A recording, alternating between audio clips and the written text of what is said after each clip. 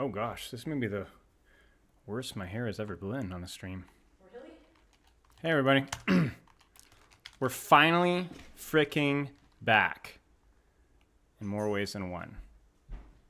Why am I not getting a multiple display option thing? What do you mean in more ways than one? Oh, I'm dumb. I don't have the freaking. Oh. Wait. What are you looking for? I don't have a plug connecting. It's because you got rid of a wire. Yeah, maybe that's the one. Yeah, that wire was important. Yeah, the second monitor. Where did it go? The wire? Yeah. Oh, I thought you just chucked it. No, I didn't check it. Like on the floor chucked it, I mean.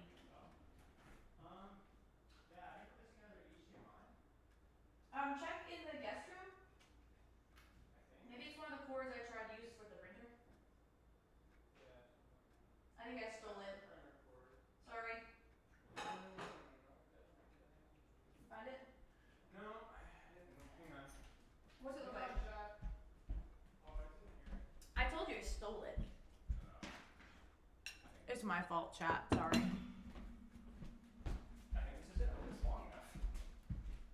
I don't know if it's going to be long enough here. This is going to be cutting close. What one was it? That one? Wait, come on now. I think that's long enough.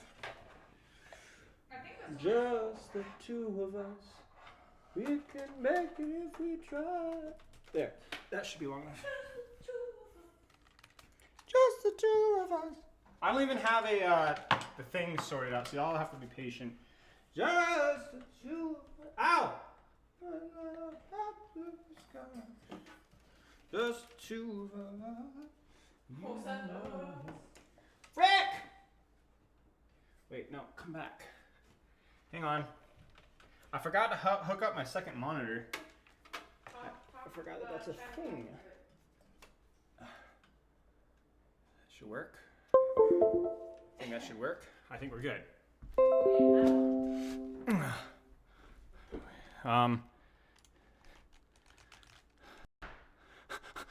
Yeah, I think we're back. No, not that one.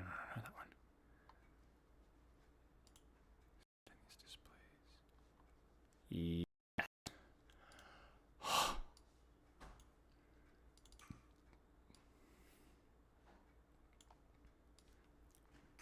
Think.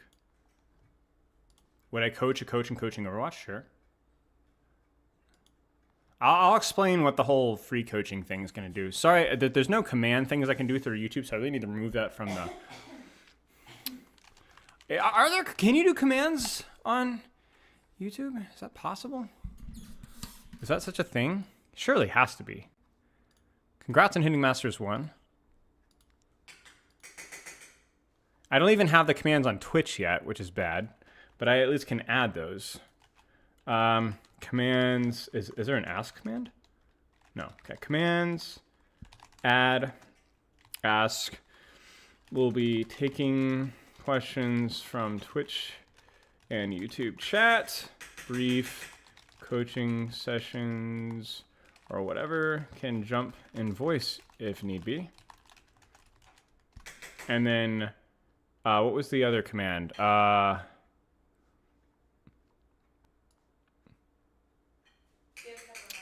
Minute. Oh, okay. Commands add minute. Send will open up quick replay reviews on specific fights. Just need code plus timestamp. Can you see your child at all? Hmm?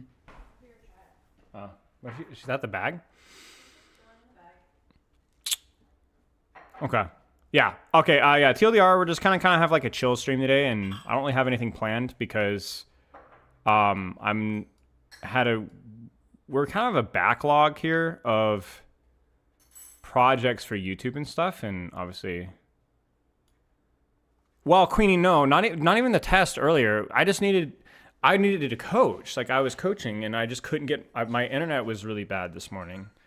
But I think it was something to do with like a local tower because my cell phone connection, which is unrelated to the internet, was also really bad this morning. So Pepper says hi. Hey Reddit Frog. Yeah, Gargamel did fine. Is there coaching for coaches? Yeah. For today. So yeah, I'll do my stream notification in my Discord real fast. And then we can start doing some questions in a few minutes. Hope everyone's had a good week. I'll kind of explain where I've been. My bedroom, yeah. In a second, because this has been a weird week. And sadly, next week is going to be weird as well. I will be busy on some work stuff next week, Tuesday, Thursday, and so I will most likely not be streaming, which kind of sucks because I believe that's when mid-season is supposed to be. But oh well, ho hum, what can a man do? Cry. Yeah, I can cry, that's true. I could do that. Give me just a second, y'all. And stream notification, Discord's live. Okay.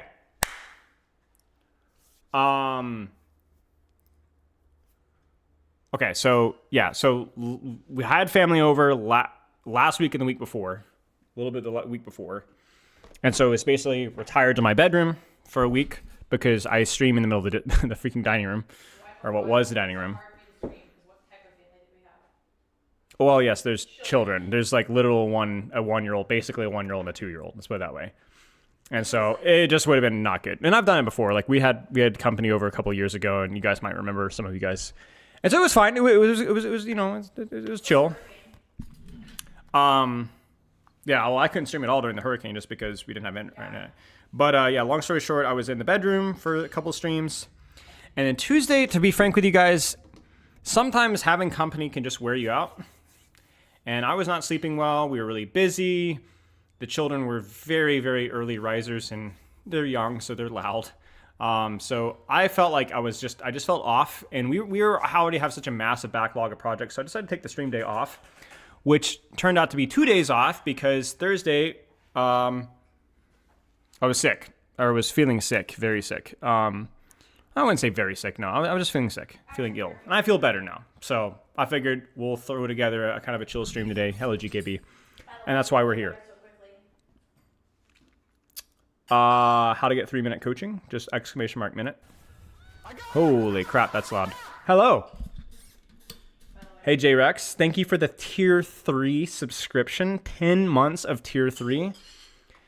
Bezos' slippers just get another layer of fuzz. We love that. I feel the holidays are always too much for me to enjoyable, but a lot. Yeah, I get that. For me, it's like, I will be frank. There are certain family things that I really like and certain things that I don't like. Some things are responsibilities. Some things are enjoyable. For the most part, I think a lot of the family stuff that I do legitimately enjoy. But this year has been, and I've talked about it earlier, this year has been not a good year in terms of like travel. It's not been a bad year in terms of a lot of other things, but the travel this year has been really bad. This has been a very expensive and exhausting year. We had 4 out of state weddings.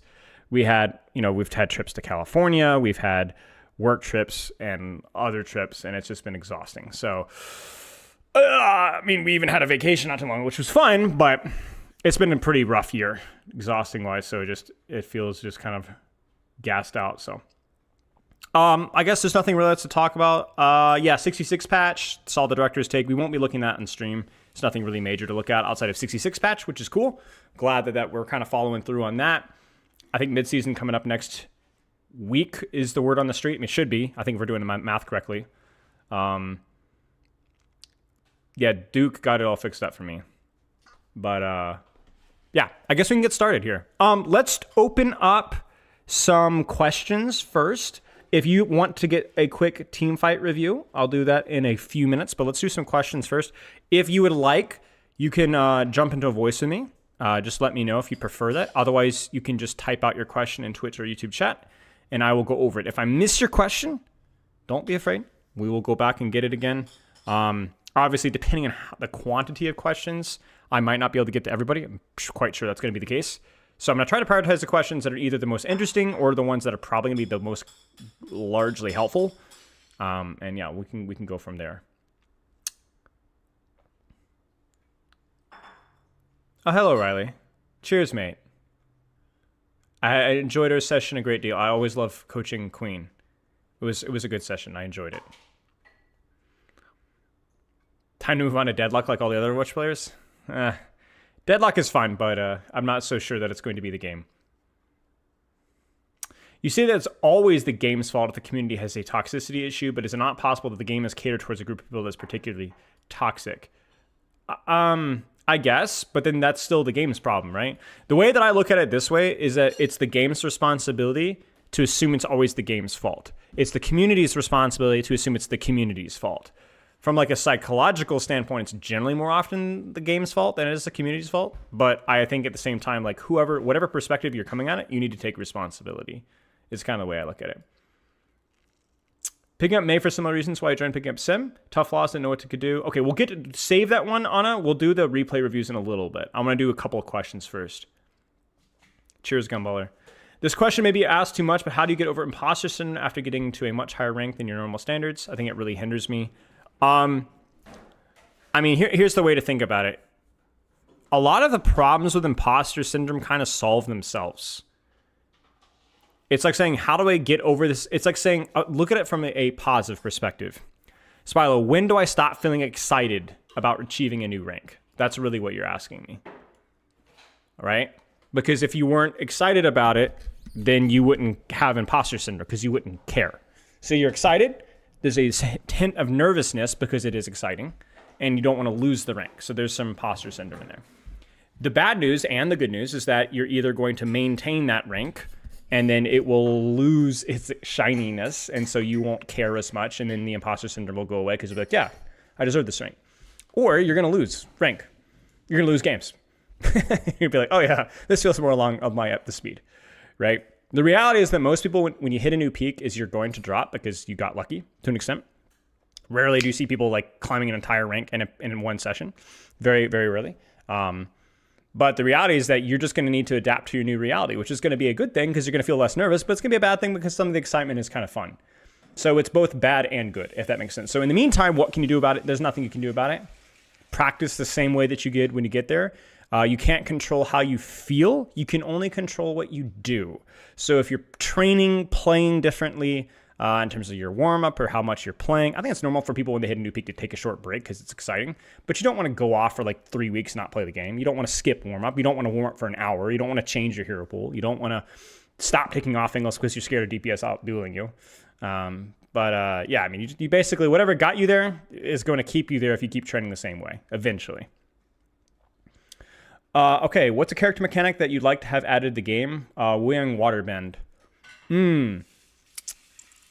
I don't know. I actually don't know. I don't play a lot of other games, and most of the other games I play are not really focused on gameplay, which I know is weird for some folks, but it's because I apply myself to Overwatch and coaching, so like the combos of like MOBAs, MMOs, other first shooters I don't really see. I do like speed. I do like combo-oriented characters a great deal outside of the game. So maybe something more along those lines. I'm not necessarily something like Doomfist, but like animation cancels are always really fun to me. If they're baked into the character's kit, they can be really fun. And we don't really have a lot of those in Overwatch, but I don't know that that's something that Overwatch needs. I would love more like charging up ability.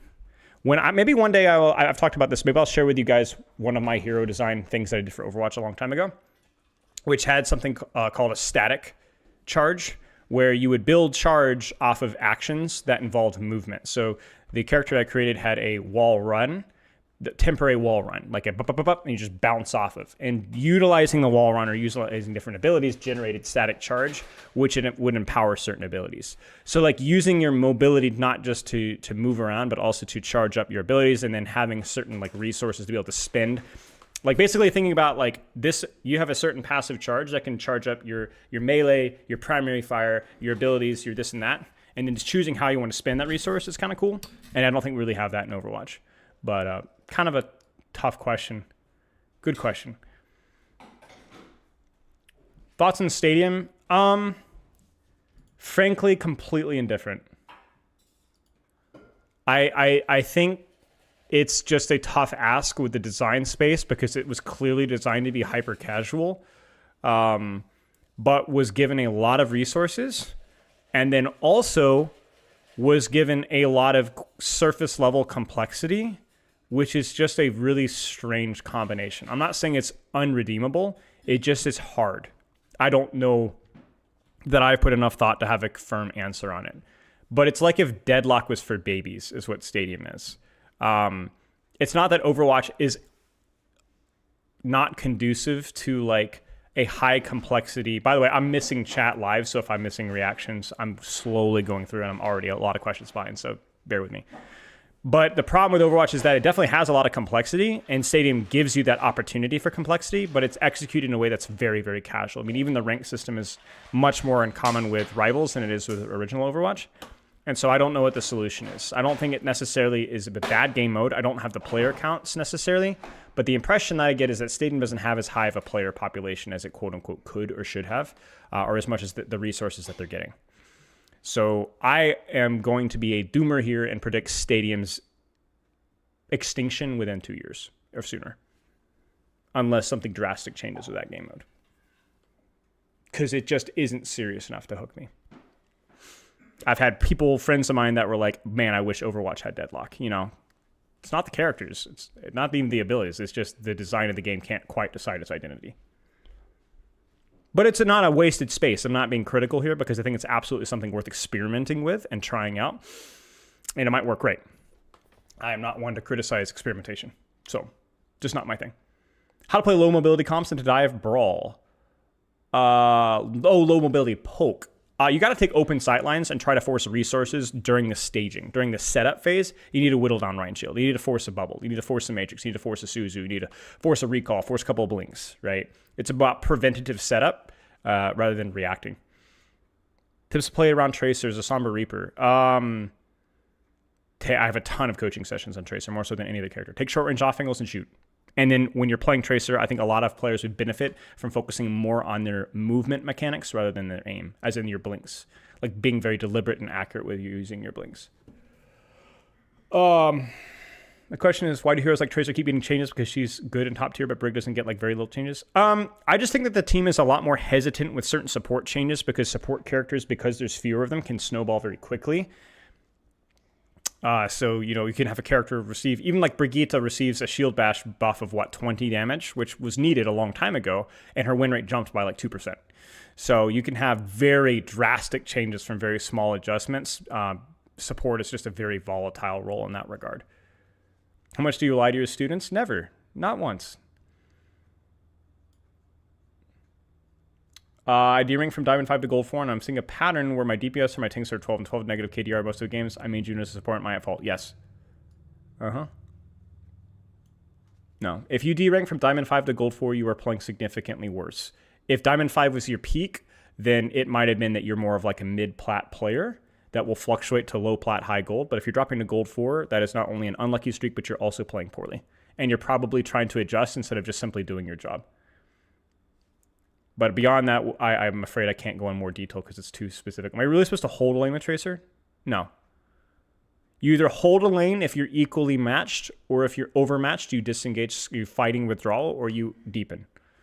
You start on a lane and then you behave accordingly depending on what you see. Climb rapidly from Diamond 1 to Masters 2, but in half my games I feel like I'm playing not the speed of everyone else. I'm scamming fights due to wins due to 1-2 fights, so I actually make a big impact. You getting lucky or is this normal? I don't know. Come back in a week. If you have the same question in a week, then the answer is that you're not lucky. What sometimes happens if you're the type of player that like really, really steps up to the plate, you might be overperforming because you're really having to sweat in those higher rank lobbies, which means you're actually playing pretty well. But if you start to get a little bit complacent, you might kind of start to like people almost always overperform. I see this even on my pickup games. I will be thrown into a pickup game, like the Patreon games, and I'm playing with like grandmaster players, champion players, right? I'll like Rhea in chat, right? He's on Tracer, I'm on Brig or Moira or something. I don't overperform, but I definitely am trying harder. And so I'm playing better, right? Because I'm like, oh man, I don't want to lose this fricker. I hate this guy, you know? So that might be where you are, where like you might be rising to the occasion, but that's not a bad thing. It might mean that you might eventually kind of have a couple of bad games, but that does mean that you might get better playing you're gonna get better playing like that. So it's not a bad thing. Why are the Orlando Magic running such a bad solo offense of Apio Banchero when he can develop into an absolute bucket? I think the problem is it's an overcorrection to like the San Antonio Spurs. It's the Popovich mindset where it's like everybody looks at like the Spurs, compared to like I guess like the Heat of the era. It's like the system versus star process, and everybody kind of idolizes the system process where it's like if we just have a slow momentum passing based offense, then that's the optimal type of NBA. And the reality is that is definitely the higher ceiling depending on if you have the system, if you have the coaches, if you have the buy-in. But the reality is that oftentimes that like the NBA is a very egotistical driven league, especially with the number of players that are playing. And it is a star system right now. It is a star meta right now. So I think that there has to be a balance between that. And I think the pedigree of a mature coach, mature managerial system is the ability to find a balance between that. So if you have a very powerful weapon, you use the powerful weapon while developing the supporting cast around that. But it's like I think it's like look at the way that the Bulls developed right over in the 80s and 90s, right? You have the star player, you don't have the supporting cast. You use the star player, you develop the supporting cast, and then eventually we start to kind of mold into more of a democratic way of approaching the game, right? But you can't like instantly force the system without a lot of buy-in. And from what I understand about a lot of the NBA drama is that even from like grown adults and grown well-pedigreed coaches, you don't instantly have that buy-in, especially with fresh teams. So, yeah, that's a very difficult like people problem to have. What do you think about battle royales? Never played them.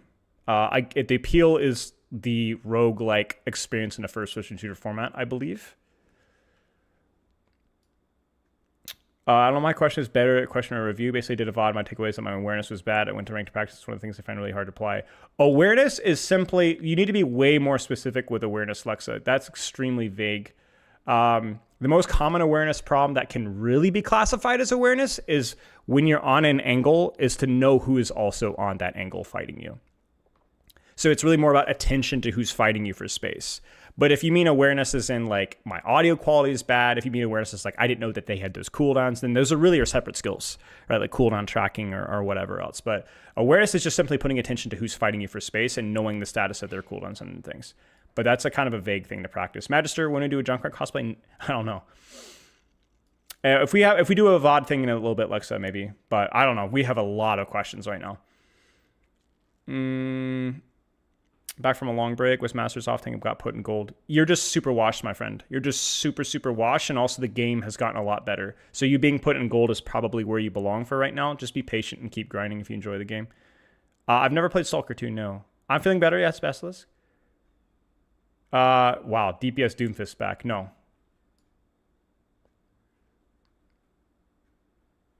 In reference to your podcast with Stefano, could being told that you were the kid that always tried your hardest lead to either stress or an unwillingness to engage with something that you don't want to try your hardest on? Yeah, absolutely.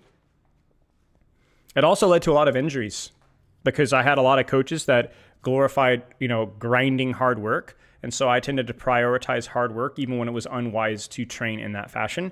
And so I spent a lot of times in high school, like I underdeveloped in high school with the things that I applied myself to, mostly football, where I played well, but I did not get faster. I did not become technically smoother because I was always training with great physical and mental fatigue. So I was victimized because I really, really did not listen to my body. What games am I playing outside of Overwatch? Recently, it's been Red Dead. I did the full game tier list, which at some point we'll probably post in Spilo clips, but just catching up on some of the SS tier games, which I've never really played before. So, to feel tiny knot packs such as Ryan Swing's Junk M1 and Zarya and Freya are a good design. Yeah, sure. I think it's fine. I think having some knockback just helps things to feel visceral. There's a really dangerous precedent where if you make things feel very non-visceral, it removes a lot of the personality and character from a game. But there's a balance. Early on in Overwatch 2, you guys probably don't even know this, but the alpha and beta, the sound design and visual design from Overwatch was so freaking loud, you couldn't even understand what was going on your screen compared to Overwatch 1. It was ridiculously over the top. I think it was a lot of the new sound decisions like they did with like the way the guns sounded was different, and it was like atrocious clutter. And they dialed that back a lot, but I still feel it's more visceral than it was in Overwatch 1, which I think is a good thing. Warframe's Volt, people are saying. So I guess that's already a thing. Well, I guess there's nothing new under the sun. I don't even know what Warframe is. But yeah. Should I ever use the Guardian Angel aggressively to go for risky reses or always wait for safely? Stop thinking in absolutes. Of course you should use it aggressively. Of course you should go for risky reses. The question should be when. At what point does having bad aim become really bad? I think working on your mechanics is something that literally everyone should always be doing, with no exception. I don't care if mechanics are your strength. Train your mechanics in game. Focus on your aim. Focus on your movement. Focus on your crosshair placement. At no point should you not work on your mechanics.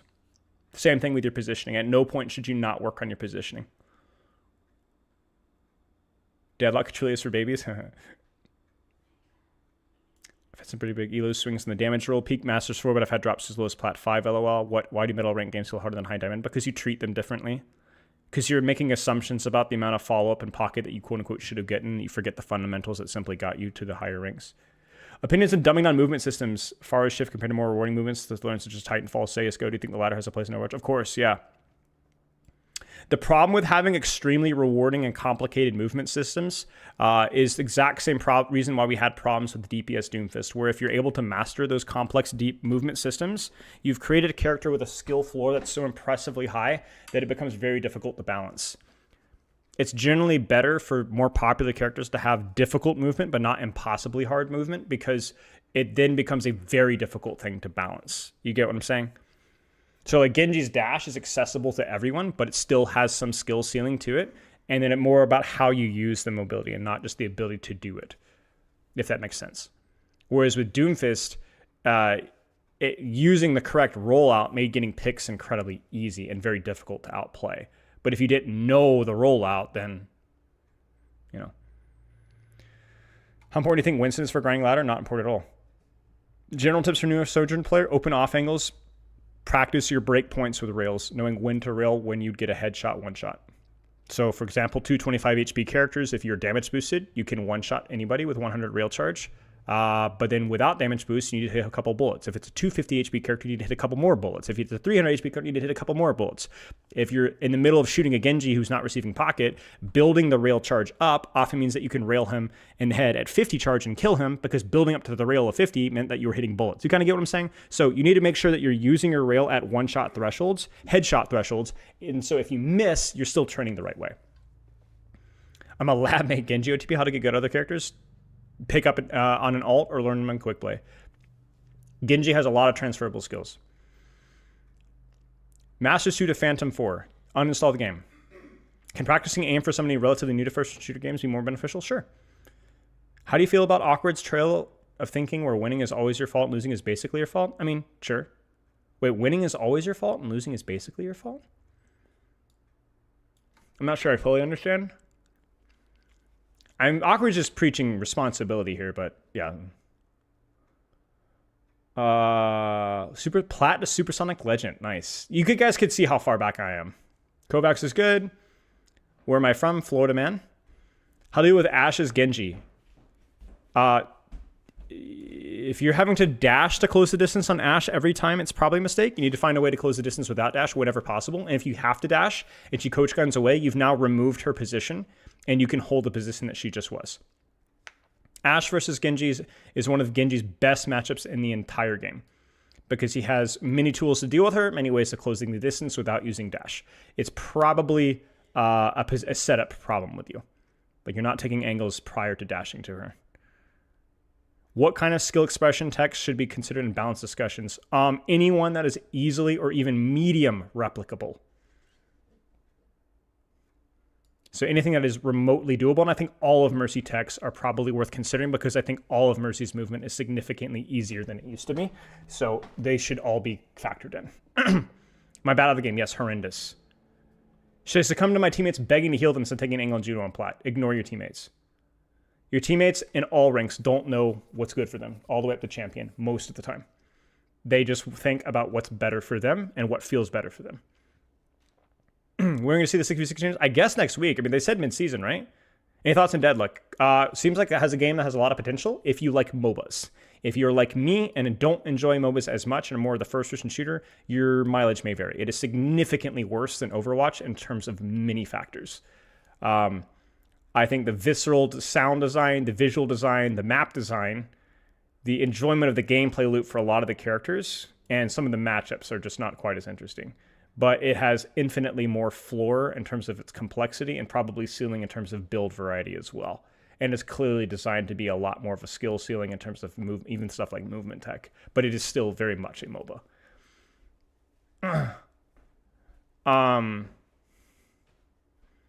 Gosh, I'm so far behind. I'm seeing you guys respond to stuff that I said like 20 minutes ago. Okay, let me just go ahead and give you guys an update here. What I would like to do is, because we've had so many good questions so far, I'm just going to keep going with the questions while we're here. And if things start to slow down or I start to see some less interesting or, dare I say, lazy questions, we'll do some replay codes. But maybe we should just kind of segment it and just do this. Could Ball be considered overpowered right now? Of course. His win rate is ridiculous at all ranks. He's absolutely overpowered. How much time do Grandmaster players... Oop, I missed that one. Where did it go? Grandmaster players play the game? Anywhere from 2 to 3 hours per day, sometimes more. Almost never below 2, though. How do I practice mechanics? I have 1,000 hours in Overwatch right now. I have no excuses for aim barely improving the last 400 hours. You have to deliberately practice it. You have to deliberately practice it. You have to practice tracking to targets, getting up close. You have to go into games with that intention. I watched your play Junkrat, and your mechanics at times were, it was like the only time that you were actually quote unquote locked in mechanically were when you were going for sky shots post mines. So you'd throw your mine, you do the sky shot. But even then, a lot of the time you would try to flick instead of tracking and then flicking because you were like, oh, I'm him. You're not him. You need to slow that process down. The idea is there, but you could tell that you weren't really deliberately trying to read enemy movement patterns until you were unbelievably challenged, and then you were making it way too hard for yourself. You need more of your game plays as as Junkrat, flocked into your mechanics. Is it worth it to Simwall or Lifeweaver tree as Torb? The ult Simwall or Lifeweaver tree as Torb. Yeah. Because Torb ult isn't completely denied. So you're going to, quote unquote, burn those ultimates down as well as opening and controlling space elsewhere. Torb ult is actually pretty consistent. Would you say hero pull doesn't really matter until you reach Grandmaster? Yeah, probably even higher nowadays as well. I won't say it won't matter. I mean, if you're one-tricking a character like, I don't know, Wrecking Ball versus Roadhog, you're probably going to have a much easier time as Wrecking Ball nowadays because Roadhog has a similar skill floor as Wrecking Ball. That's a hot take, but it's true. But Ball's a little stronger right now. But that could very easily flip-flop depending on patch notes. What are some underrated heroes or hero-specific playstyles that you haven't seen utilized enough? I mean, I kind of talk about how like the vast majority of mid and low ranks, even approaching higher ranks, just do not understand characters like Kiriko, like Symmetra, like Mei. Characters that have been maybe misunderstood due to historical preferences or historical understandings and have brought that bias in. Heck, even Wrecking Ball, right? So we have characters that have been relatively strong in a vacuum if people just could get off their own misunderstandings of how to play them. Should I use Primal more for peel, disruption, or finishing fights? Disruption or finishing fights. Use your Primal as a way to take a normal good dive and make it better. What should I focus on my Reaper gameplay and High Masters? No idea. No idea. Too broad of a question, I'm sorry.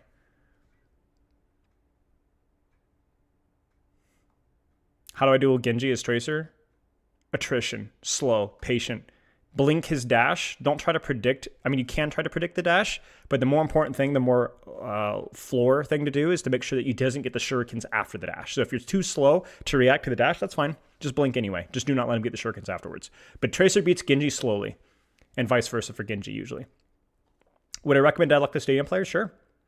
Certainly a good enough game to try. You may or may not enjoy it, but it definitely, there's a lot of effort put into it. How do you set up versus anti-dive and venture?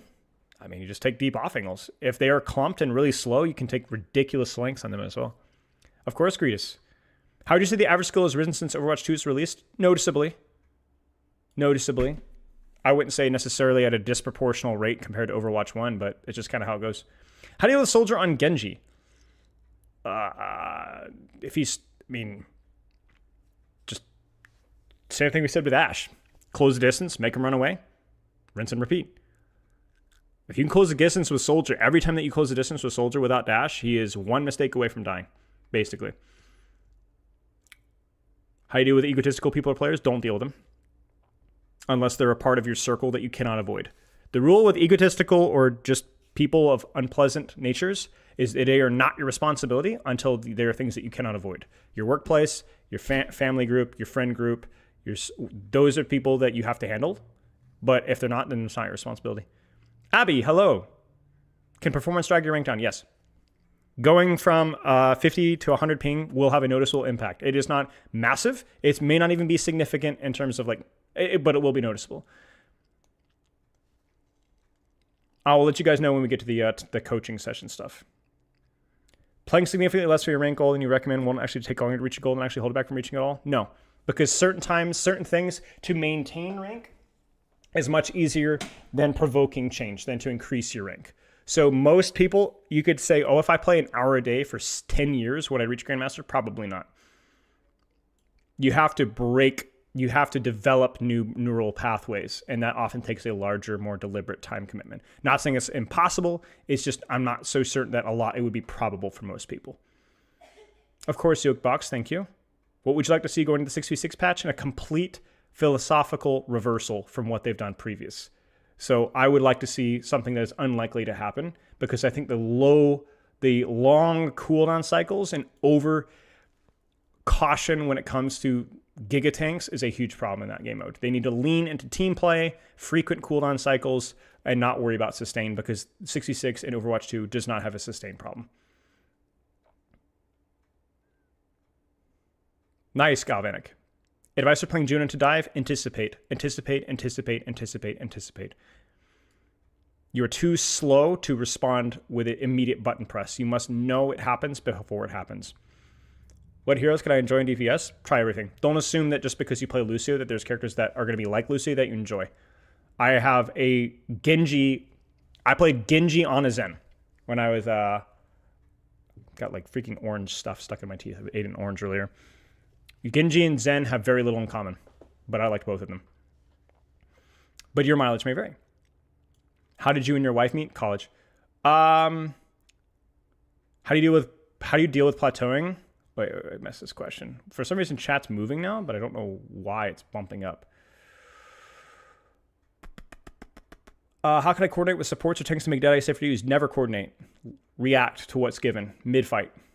Let your team accidentally get value from it. How do you deal with plateauing and backtracking in fitness? Set new goals that are interesting to you.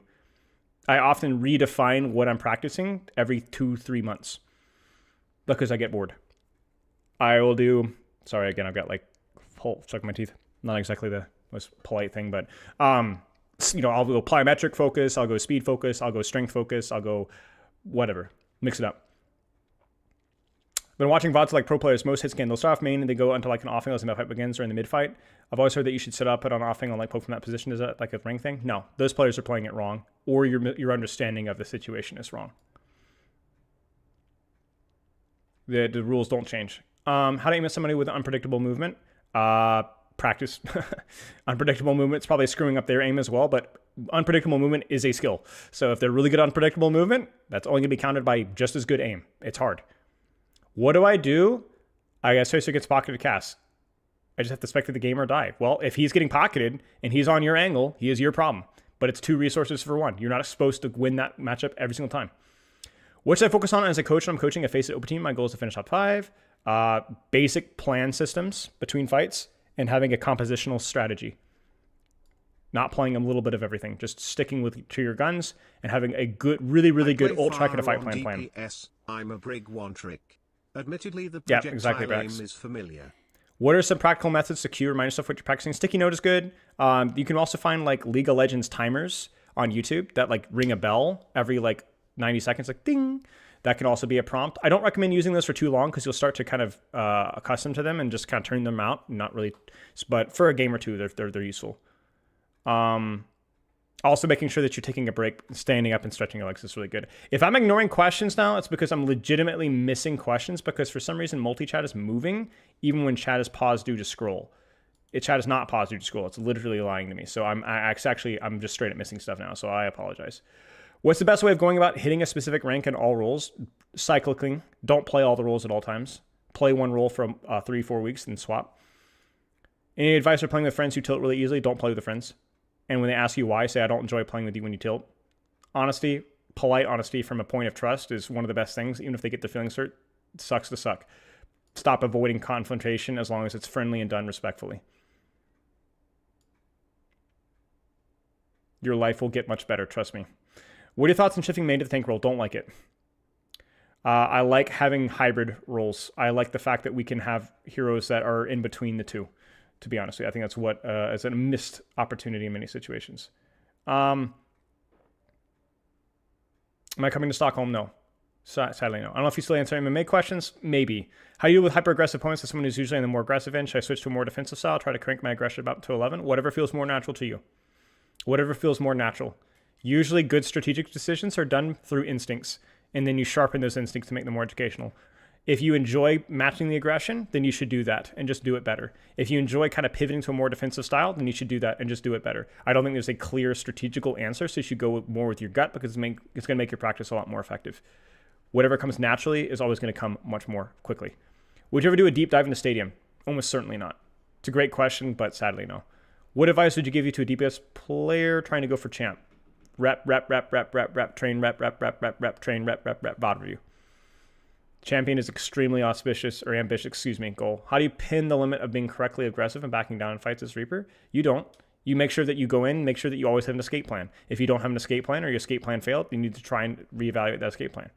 How do you meet people? Set yourself on fire, run down the middle of the street. Where should I position myself in different maps as Cassidy? Open versus closed quarters completely depends on the map. Also completely depends on what you're fighting versus. Your advantage as Cassidy versus Genji is range. Your advantage versus Widow is proximity. What did you have for lunch? I haven't eaten lunch yet. I have lunch sitting right here, but I've actually not had a single second. How do you deal with DPS living in the backline and your team is disinterested in clearing them? Not your responsibility. Your responsibility is what's on your screen or around you. Can we continue ignoring poke? I guess, because I actually don't even know what the question is. It's gone. If I'm only right-clicking with Sim because I can't get close, is this a sign I should swap? No. If the situation is still providing value with the right-clicks, then let it roll. I'll play far on DP. Oh, yeah. How do you manage to stay focused on boring tasks? Frequent breaks and not doing those tasks for long. Also, tolerance. You could develop tolerance on boring tasks the more that you do those tasks. But, yeah. GM Cassidy, I find games are much easier to win when Genji is banned. Do you have any advice for when where to mark Genji and Cassidy? If he's on your angle, it's your responsibility. Otherwise, choose a different angle. Hold your cooldowns.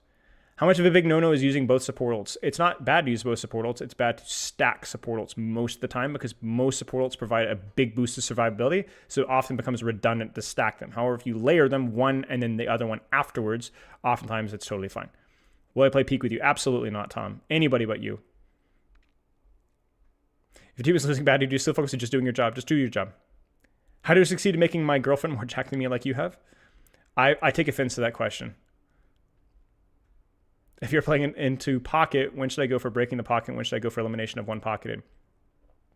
Whenever you see the opportunity. If the Mercy's distracted, you can kill the Mercy. If the Kiriko's got cooldowns, you don't go for the Kiriko. It's really just situational. It depends on if they've overextended or if they have cooldowns or whatever. How do you tilt less? Take breaks. Stop taking the focus on tilt on your mental strength and more about the way that you play the game, the way that you approach your life. How do you maintain good gameplay after a 2-hour session? Take a break. You just don't. It's like saying, how do you run a marathon after you've already run a marathon? You don't, or you run it very slowly. What do you think about the penalties for leaving quick play game? They're good. Stop leaving quick play. Why is Brig played at pro level but has a bad win rate high rank? Remember we talked about high level play. Pro level play is usually dictated by a couple of mover and shakers, big characters, and then the compositions are developed around those compositions. So for Brigitte, if she's being played, it's because she synergizes with characters that are actually strong. Whereas in ranked is often just times accumulation of strong characters, whether they synergize or not. How do we defeat Bohemia? So Bohemia has a real problem with spreading slowly. So if you're talking about tax-based, manpower, imperial influence, you need to not fight in Bohemia where Bohemia is strong. You instead need to starve them of resources by abusing their lack of map control, by surrounding any sort of like import system anywhere where they're developing or taking resources from, and basically starve them out from resources. So Bohemia, again, you can't beat them where they're strong, so just try to starve them out. Knowing that their spread of influence is really, really slow. Their map control is horrific compared to other compositions. Feeling confident could style, yeah, anybody could style my hair. I think a raccoon, a rabid raccoon could style my hair. I showered and it is bushy and I literally can barely see anything. Stadium's not your thing. I do like it, but I feel like it's just missing a lot of MOBA features. Yes, I feel like people like you, Abby, are probably going to get a little bit bored with Stadium because you seem like a very strategic, complex guy, and it feels like at some point you're going to solve Stadium depending on the character. How to beat Millennia and Elden Ring? I am stuck. Just range. Cheese and range. Millennia do not feel bad about cheesing Millennia because she's a really poorly designed boss. She's only inflated because she's a really cool person, and because she's so hard, it feels accomplishing to beat her, but she's the definition of a community-driven good boss, and she's not actually a good boss. She would be a good boss if it wasn't for Waterfowl Dance. Waterfowl Dance is not objectively a poorly designed ability. Doesn't mean that she's objectively a poorly designed boss necessarily. I guess I did say that, but Waterfowl is objectively poor in terms of game design. It breaks rules on good game design, and it's all aura. Keeping in mind that I've beaten Millennia like 3 different times with 3 different classes with 3 different builds, and it was not a problem whatsoever without summons. But if you could either sit an hour learning Waterfowl, or you could just beat the crap out of her. She's extremely unpredictable in terms of difficulty curve as a result. I'm teamless for the first time in 6 years. I kind of like that right now. Any advice going to solo queue practice like from scrims is different than normal thing? Nope. Work on your mechanics, work on your matchups, work on your hero pool. Kind of weird question, but do you think Hazard is good in defense King's Row? It's a little awkward. The high grounds are a lot less relevant on defense, I think. So I actually don't think he's all that good. Great question. Weird question, but good question. What do you think of the idea that a tank has certain parts of the hitboxes take reduced into damage, kind of like a reverse crit point? Not a huge fan of that, but it's an interesting idea. I'm always very reticent when it comes to breaking game design rules. I'm not saying that you should never do that, but it could be a little bit challenging. Getting eaten. Tracer Genji meta is on high diamond, especially control maps. Any tips? Watch my Spylo Clips ! Spylo 3 video with Sushi. I just posted it a few days ago. Will I play Peak with you? Absolutely, Sarah. Anything for you, Sarah. Just thank goodness you're not Tom. Absolutely anything, Sarah. Would you say Kiriko is a hard counter to Freya? No. But she's very good versus Freya. I feel like I could take a good angles and use cover and so on, but I feel like I don't have the impact I need. Mechanics could be. I don't know. Should I be going on angles with BPS as more? Yes. I can't figure out what the correct play is even when VOD reviewing myself. Any good way to improve at that? Focus on one aspect of your gameplay instead of everything. Focus on either your positioning or how you're using cooldowns or how you're mechanicking or how you're using your ultimates. It is very difficult to VOD review yourself, so it is not something you can just learn a tip and get better at. You have to do it again and again and again and again and again. And even when I VOD reviewed myself back in 2018, I was terrible at it, even though I had already at that point in time several hundred hours of coaching under my belt. How many games of rank should I play per session? I don't know. What rank are you aiming for? If off-angling is typically a job for DPS support, but everyone is ranked on main, is off-angling with tank yourself? Yes, absolutely. Off-angling is always contextual on your team, and every role should be doing it. That's why people like awkward coach for you to go on solo flanks as Kiriko, because if your team aren't doing it, well, then you're going to do it by yourself. I figured out self-VOD reviews that my biggest issue was leaving the power position, some awareness issues with sound. I fixed the second issue. Putting attention to it. Thinking about listen, pre-fight listening.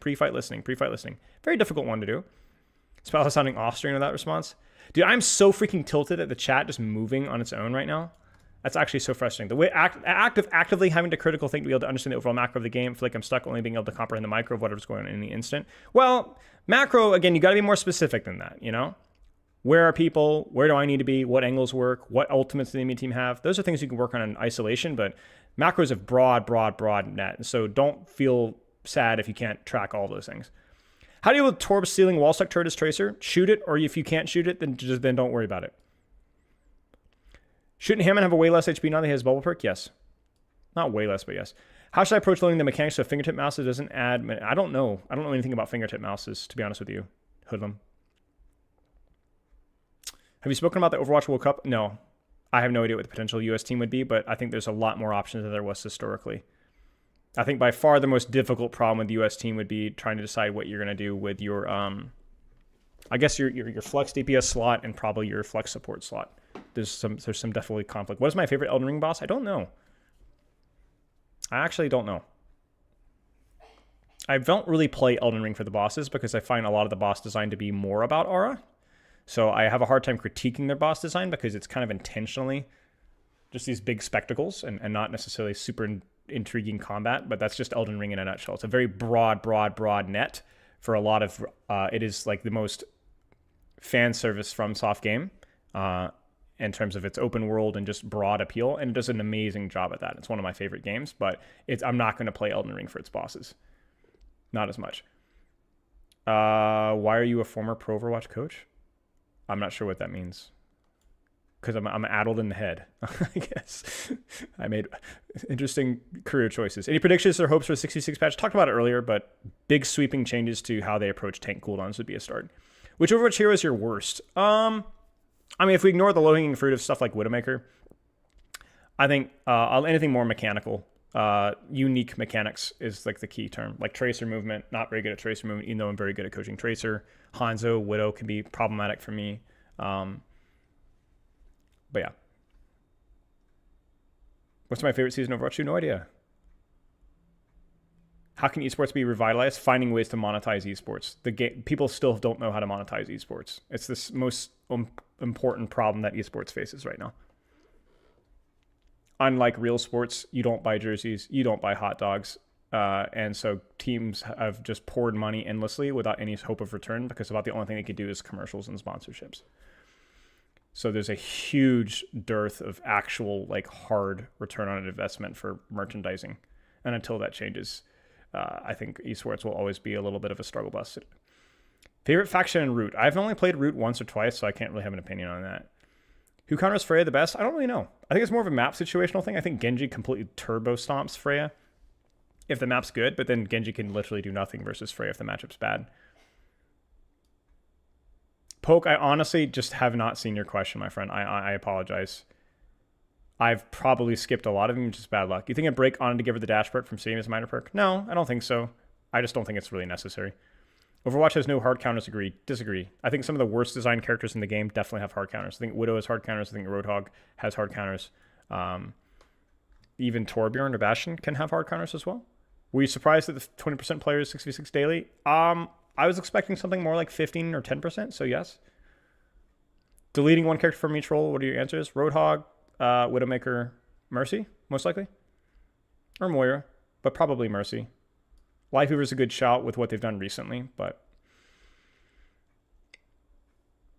I've yet to see Malga beat Hog consistently because Malga is losing to Hog's backline. Hog is not unplayable versus Malga because it's never in a vacuum. Hooking a Malga out of position means the Malga's probably getting his face kicked in by Zenyatta's and stuff, so...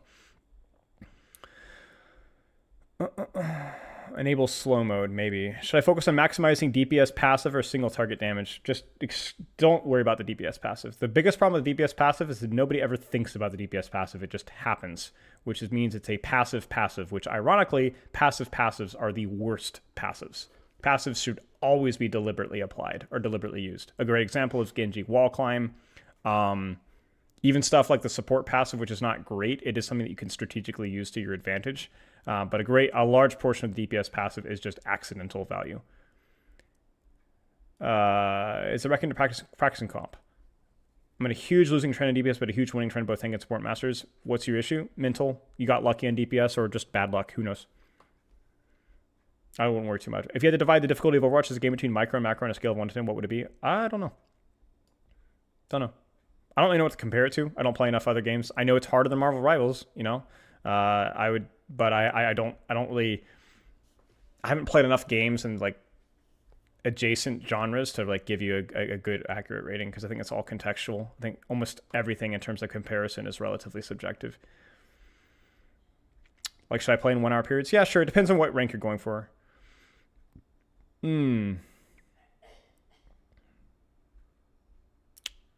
Best FromSoft game? I've always preferred Sekiro, but Elden Ring's definitely up there.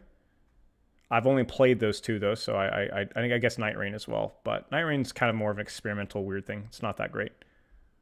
3 heroes that you think you need to rework. See my 3 heroes that I'd remove. Widow, Roadhog, Moira.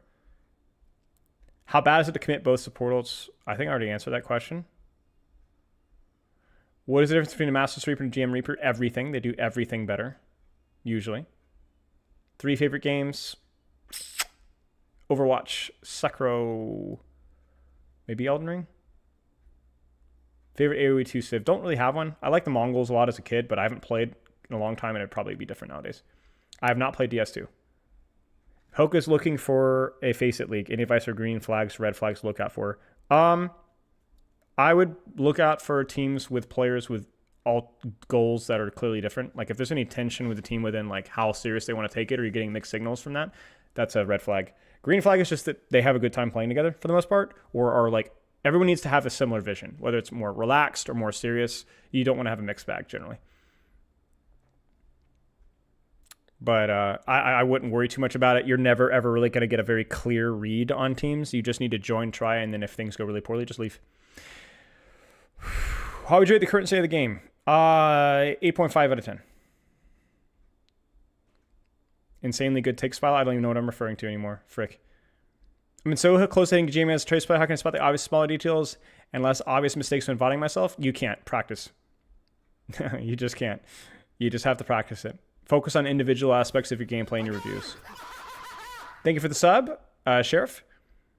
Do you think turning Res into a pre-death ability is a good idea? It could be. It's definitely an interesting idea. It's more about prediction. It adds more thought to it, which is cool. How does Malga compare to the other things like Reinhardt, Ramatra, Diva? It's kind of mid right now. Ramatra's not that strong, but Rein Diva are definitely going to be probably a little bit more consistent than him. But Malga, I think, definitely falls into the Symmetra Mei category, where I think people's understanding of Malga is not evolved with the character. And so that I think Malga is going to be a higher skill floor character, where if you understand how to move and rotate and use his perks well, you'll probably find more value than the average player. Does Reaper's passive go into the category of passive? I don't remember what Reaper's passive is. What's a game genre that you couldn't get into but would be open to revisiting, give another chance? I haven't really played enough games from different genres. I'm still a very, very big baby when it comes to certain gaming genres. 3 vitamins you would remove? I don't know. It's a great question. My friend just climbed out of bronze and Ting. I'm trying to coach him a bit. How do you evaluate, decide what's a good or bad space to take? I have a hard time putting it concisely. Just, are they playing their effective range on an off angle? That's basically all you need to do. Easier said than done, but that's the simplest way of describing it. What are things you should consider when deciding whether to pick Doom or Hazard?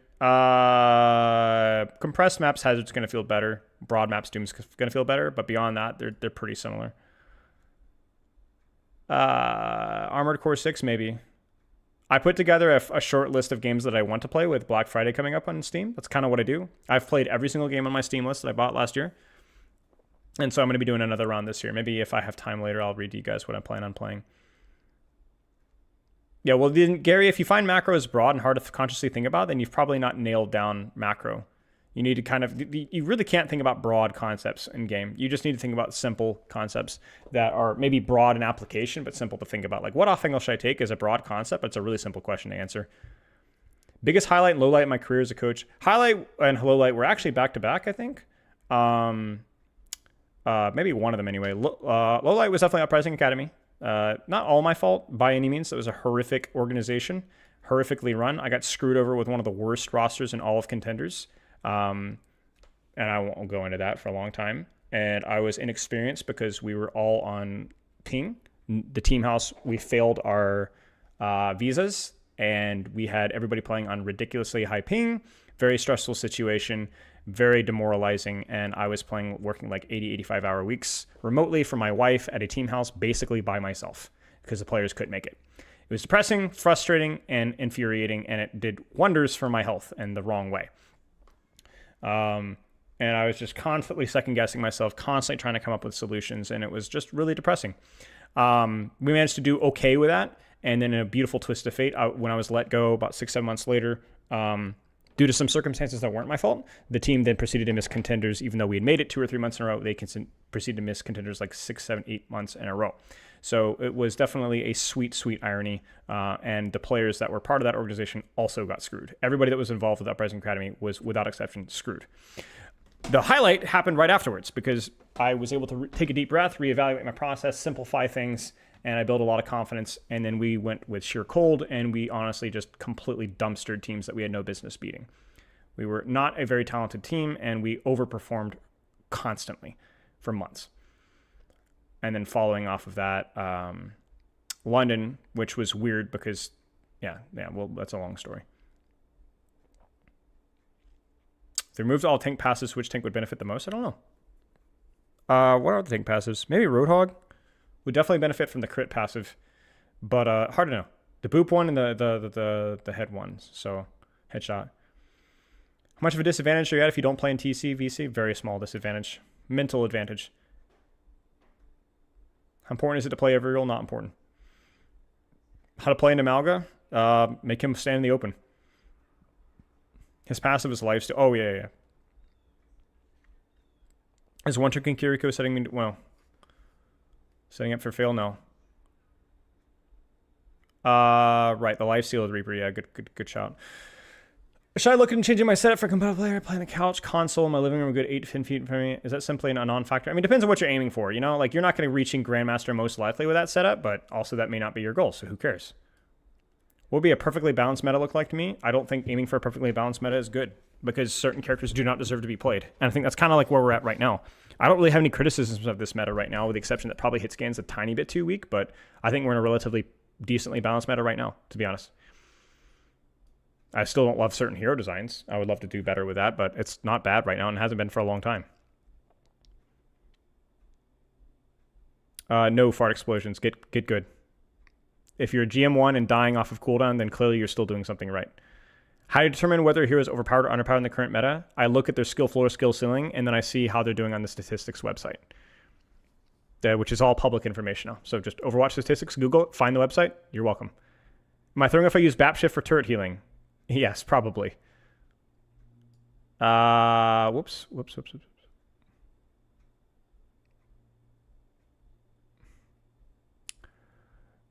How do you judge when to focus more or less on hacking health packs this summer? Whenever this time between fights or you're planning on fighting on a set location.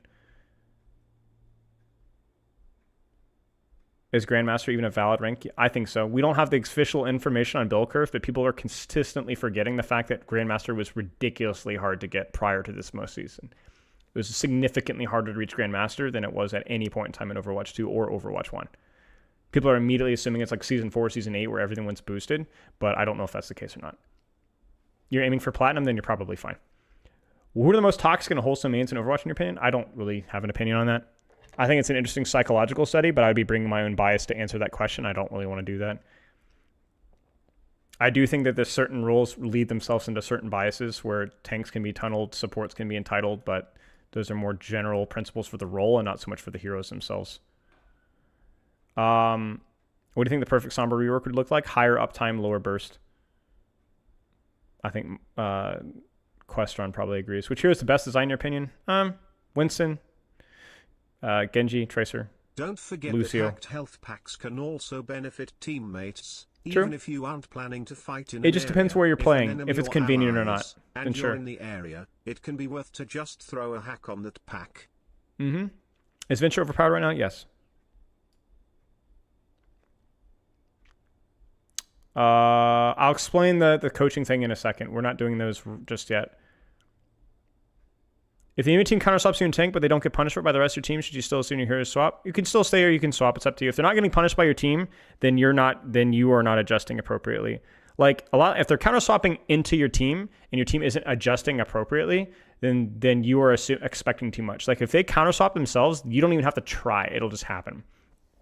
It just means that you're not playing around it correctly.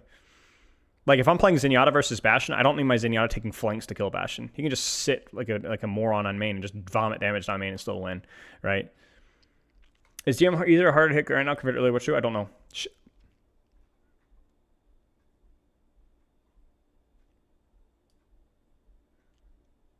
How do we get the GM on tank on his Iron Man? Play the game, do damage, practice. That's a big ask. Wrecking Ball is the best thing any big game has ever made. Wave Ventures OP, yes. Just objectively, just win rates. Very simple. Will buffing Beam make Echo more viable? I don't think Echo's not viable. I just don't think that her gameplay loop is very engaging anymore, because I think her gameplay loop is more around her poke rather than her dive potential, and I find that very frustrating. Like if we look at statistics right now, I'm guessing Echo's probably pretty middling, maybe even slightly above average right now, would be my guess. So if we look at win rate right now, she is middling, right? So 49.2, it's fine. It's not great. It's not bad. And then if we go to Grandmaster and Champion, again, middling, right? Not good, not bad, just kind of whatever. And the reason why she's middling now and not bad is because she's received a lot of adjustments. Her perks got a lot better, her primary fire got tightened, and so on. But the problem with that, and probably a lot of people like Sam are frustrated, is because that's not necessarily the most interesting thing with Echo's kit. And so she's very much more glass cannon right now, even with a 225 HP change, which I think is just the wrong vision. And I did a whole video about HP changes, or we are working on the video. We did it on stream, and I just think it's a bad read from the design team.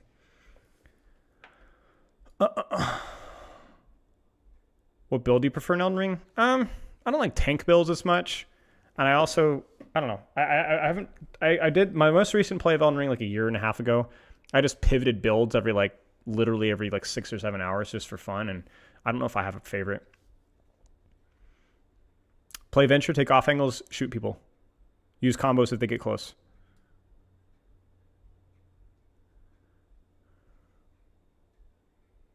What are some ways to hail that your team is actually engaging in the fight? Listening, hearing guns and cooldowns. Should I insta-swap D.Va into Mazaria? No, depends on the map. What's the best album of the 20th century? Probably Rumors.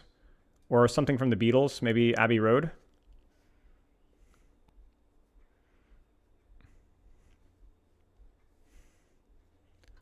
How can I engage Adventure does off angles as Reaper? Shoot them in the face.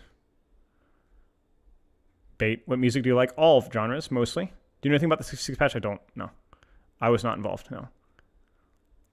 I was not involved. I've been asking for it repeatedly, both publicly and privately. So I would like to say that maybe the squeaky wheel gets the grease. I know that I definitely have a reputation as being more of a 5v5er, and I would consider myself to be slightly more of a 5v5er. But most importantly, I am invested in Overwatch's health, and I think competition between 5v5 and 66 and actually choosing a game mode that the majority of players enjoy is important. And I also think even if we never pivot to 6v6 fully, if 20% of the player base is playing 66, then they deserve 20% of the development resources, and they've not received that. And I think that's just the fair thing to ask for. Is there any hero that you think cannot be one-trick the champion? I mean, you could just look at the low win rate characters. I think characters like Mercy that definitely fall off harshly can probably not be quite as good, but I honestly don't know right now. I haven't really studied. But I think most characters are one-trickable the champion right now, if not all. Sigma's a very viable tank. He's fine, yes. Will I play some guitar in the stream? Maybe one day. What's your general hope for the next tank? No expectations. I would like to see us move towards dive again. I think we've had a lot of brawl tanks recently. Hazard's been fine, but Ram sucks. Malga has done better, but it's just kind of, Orisa rework, Junker Queen. We've had a lot of face tank and stuff, even Hazard to an extent. In a long way, I see no paintings, none to point out their deck. Oh yeah, it is turned down a little bit. Thank you, Lou, for the sub. I'll move my camera up. How play against Kiriko and dive? Dive is Kiriko. Off angles.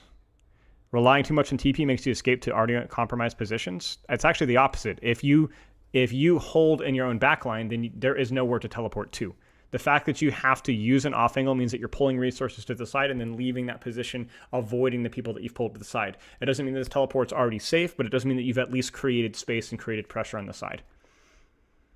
If you stay in your own backline, you not only have no safe teleport, but you've given the entire enemy team the map to dive you, and there's nowhere to go.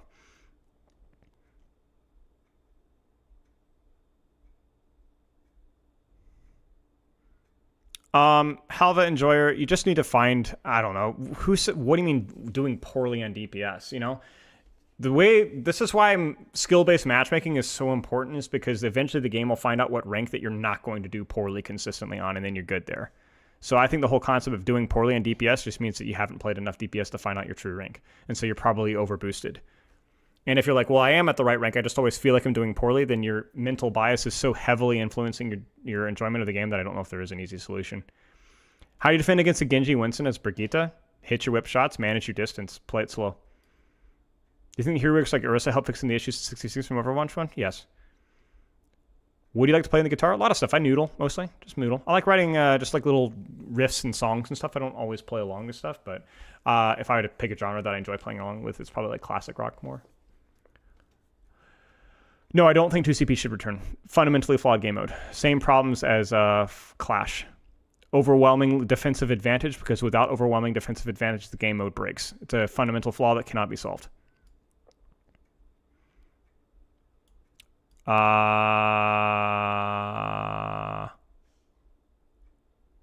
It's not a full 20%. It's 20% of people play one match during the play session. I mean, it's still significant, though. But yeah, fair point. Thank you. If you had to delete one hero, answer that one earlier, Widow, Roadhog, Mercy, I think. Will ranking on all roles hurt my climb potential and support? Yes, because you're not spending time on training the character. But yeah. How do you play Symmetra with dive, off angle, maintain tempo, and space as a teleporter? Symmetra is one of the most flexible characters in the entire game. Not easy, but you can do it. Fwit, thank you for the sub. Double fire sector destroy, Iliari, pylon? Yeah, sure. Most of the time, sure. How would you fix Swift Step? LOS checks and shorter range, probably, but a long conversation.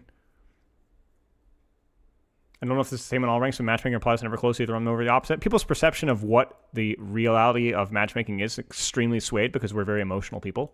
So the reality is that you're probably wrong, and even if you're right, that's just kind of how the way that nature of the games go. I'm not meaning to be disrespectful of that. It's just sadly the truth. How do you bait a venture? You just peek the corner and then turn back around. Is 2 minutes of coaching enough to get me to Grandmaster, do you think? No, you are completely hopeless, Kyle. I would give up now. My scroll thing is freaking out. Why matchmaking always puts me in the weaker team? I play Mercy in 66 quick play. I consider looking for mistakes, monster things, but I think it's the matchmaking. No, you're probably just not quite as good as you think. At playing as Mercy, it can be very difficult to see ways that you can get value, and so all you can do is see your teammates' mistakes. But that's just the bias that your role gives you. It's not your problem. It's just the role makes you biased towards that. So it can be challenging. General thought I've had for a while. What if Summer Hack was a small charge removal and viruses hack? I don't like hack as a concept. I think hack should be used to not take away or silence. I think having a character that relies exclusively on either a frequent debuff is, I mean, it's the same problem that Zenyatta has with Discord to an extent. It's just a very dangerous and difficult thing. I've considered playing the Metal Gear games, but the list of games that I have to play is so incredibly broad, I can't play everything, but maybe down the road. Is EVR one of the worst design characters currently? I think so, but I do think that she's redeemable.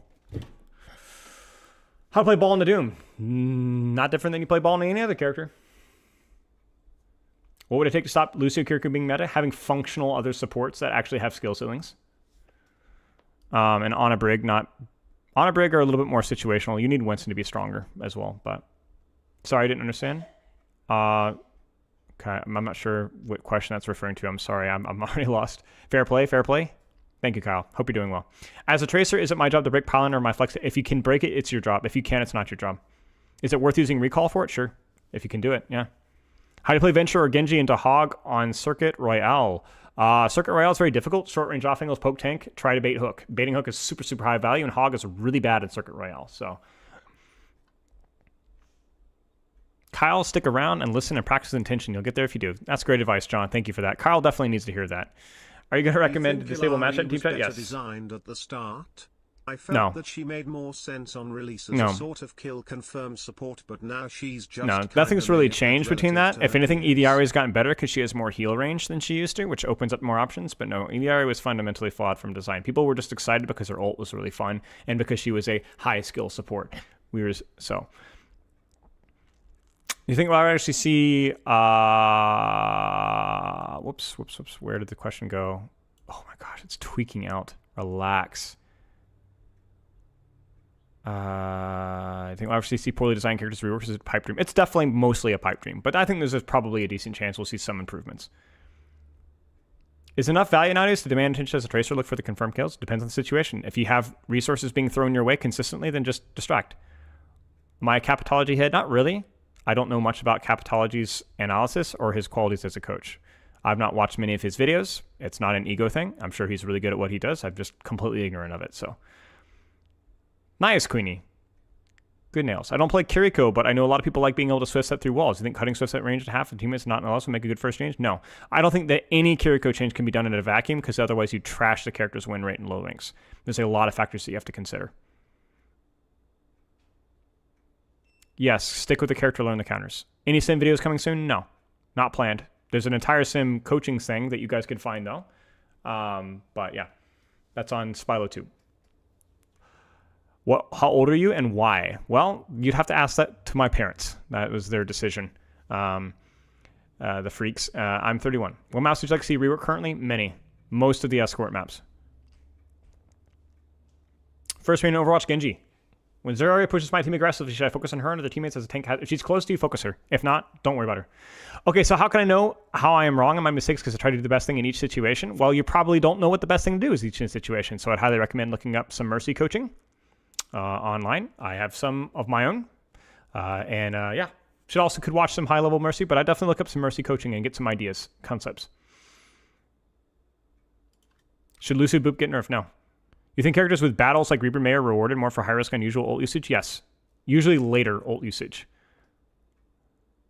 But also Reaper May ults can be very useful late in fights. They can, but it's just more of a timing thing. Got any coaching VODs for Hazard coming up soon? Check the playlist. I think we have a couple, but the playlists are always updated. Who is the most buff Overwatch Pro? Great question. I honestly don't know.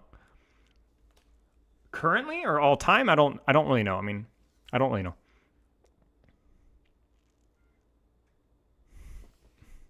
Sabielby was not jacked when he played though, so to my knowledge. I'm a main support player, but I am struggling with Lucio. I never know what to do specific healing or off-healing in front. I have great just exclamation mark Spilo 2. Look for the Lucio coaching VODs. The more recent ones are the more up-to-date ones, and take a watch. You will learn a great deal. It's simpler than you think. Fallen one, maybe. Any tips for having fun playing with lowering friends without feeling like you have to carry? Just stop trying to win. I can relate with that. That's why I stopped playing quick play with friends at some point in time, but either you enjoy it or you don't. You can't make yourself have fun.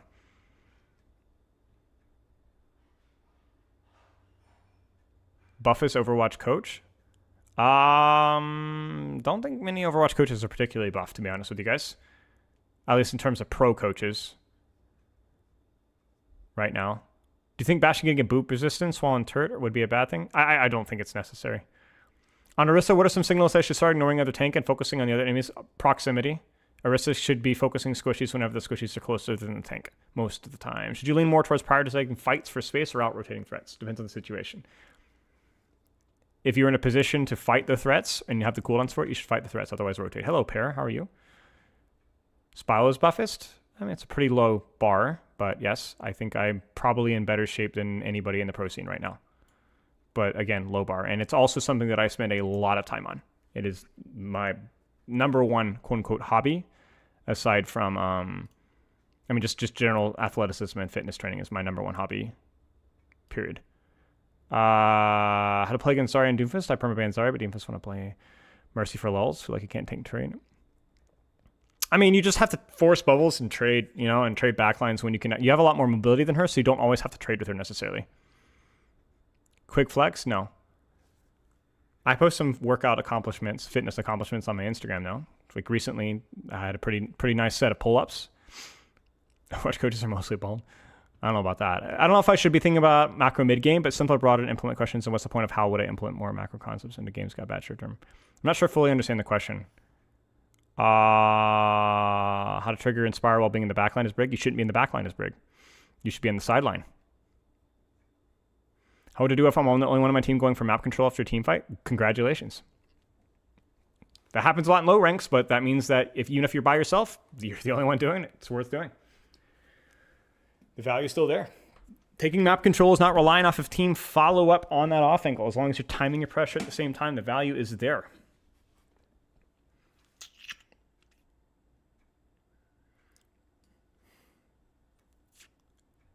Did we out of questions?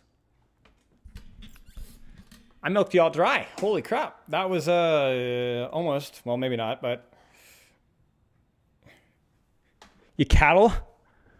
What to do when my team won't walk up when you're up a pick? To play around your team. Take angles around your team.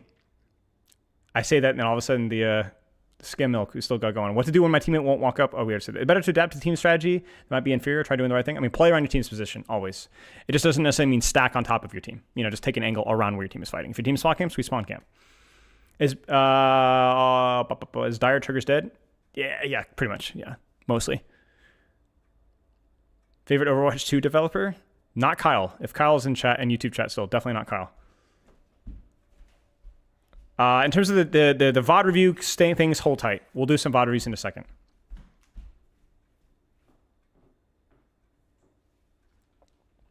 When should I prioritize self, bubbles, Frick, we're back. Okay. I said something. When you say prioritize self-level versus projectable in different team compositions, always prioritize your damage unless somebody's actively being dove or actively going in.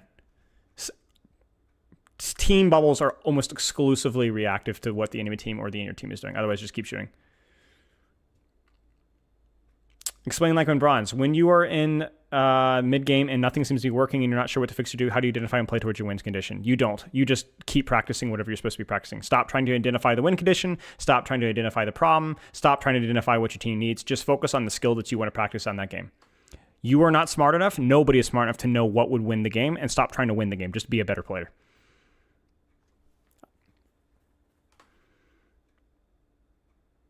How should I think of macro mid-game? I don't know. How should you think about macro mid-game? What macro do you want to work on? What macro do you need to practice? Is it ult tracking? Is it cooldown tracking? Is it positioning? Is it off angling? Again, you guys, like these are very complicated questions that do not have answers. There is not a physical answer to that question. So you need to simplify what you can control and what you can track on and what you can develop skill-wise. Will I give 66 go for this patch? Maybe.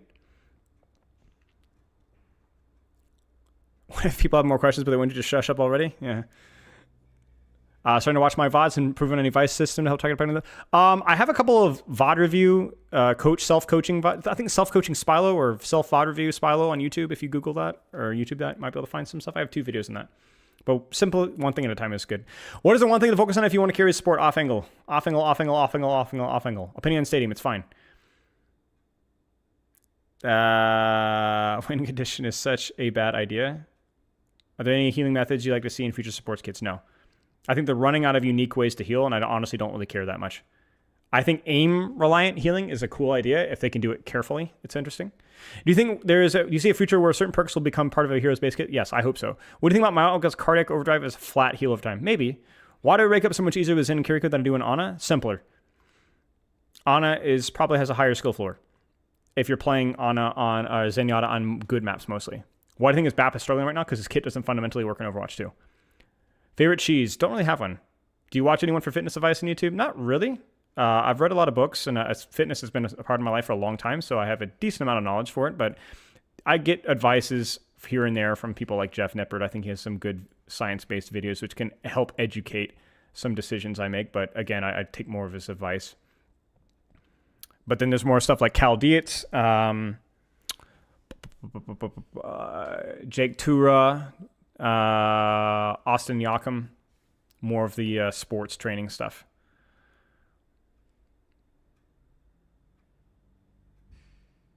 Why do Probo instance bubble certain compositions instead of diving with them? Because if you overextend without forcing cooldowns early, without forcing a trade on an angle, then you die.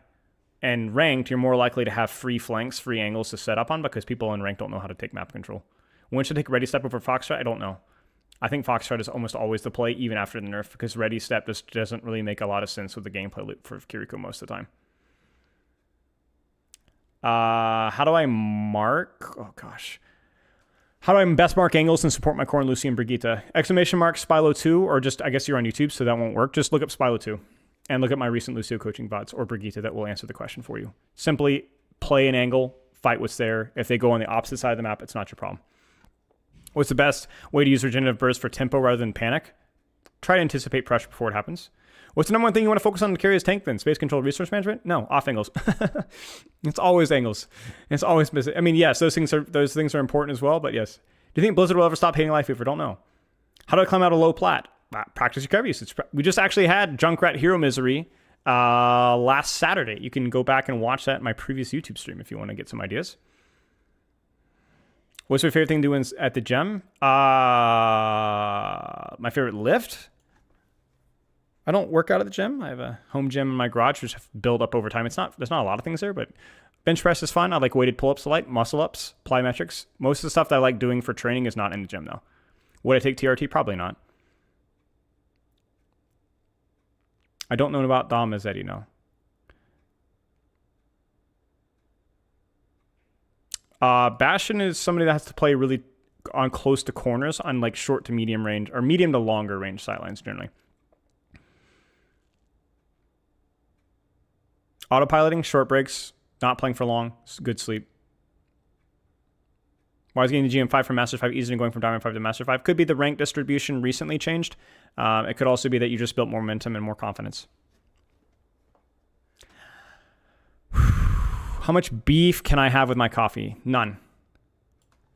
Okay, I am going to call it there. Well, okay, to tell you what, we'll give you guys 30 more seconds. Because we're basically an hour and a half of rap godding here, and I haven't. My lunch is ice cold.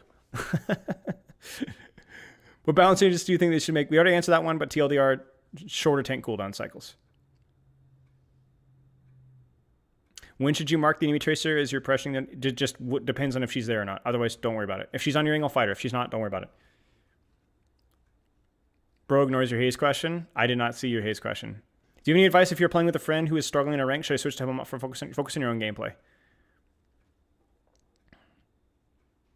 What IRL prep should I do before grinding rank? Sleep. A little bit of physical exercise can help. Take a walk. A little bit of a warm-up. That's about it. Is Hero SR actually any use? No. It's fun, but no. Tracking allied cooldowns to inform your timing, anything to worry about, Masters? That can be. Will you ever do a serious Overwatch ring grind again? Potentially. Not in the short-term future, though. Too many other things to work out right now. I mean, the next character will grind to Masters, but not to Grandmaster. Not the plan right now, but we'll see. What do you do if the enemy tracer is just better than you in the mirror? Get good.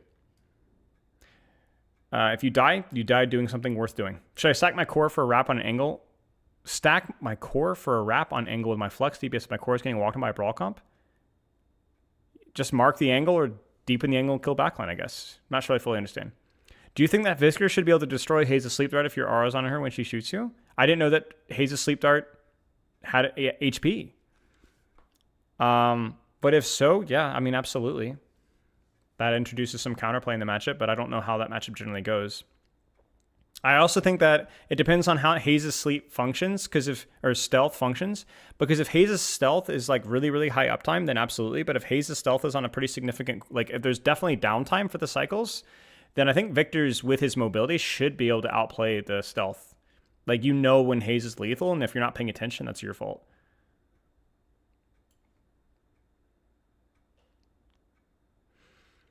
But if she has like really high uptime in her stealth, then yeah, there needs to be more counterplay around it. How does the tank play around off angles in the best way? You fight them. What do you think of firefighting? Don't know much about it. What should I do if my team isn't keeping up with me as a tank? Turn around mid-fight. Consider your teammates' positions pre-fight. How can I best combat a brawl comp in main support and structured play? I mean, just take off angles, mark the angles. No difference. Haze has no stealth downtime, then that's a flaw in the hero design, in my opinion. But I don't think Deadlock is particularly spooked about really sharp hero designs.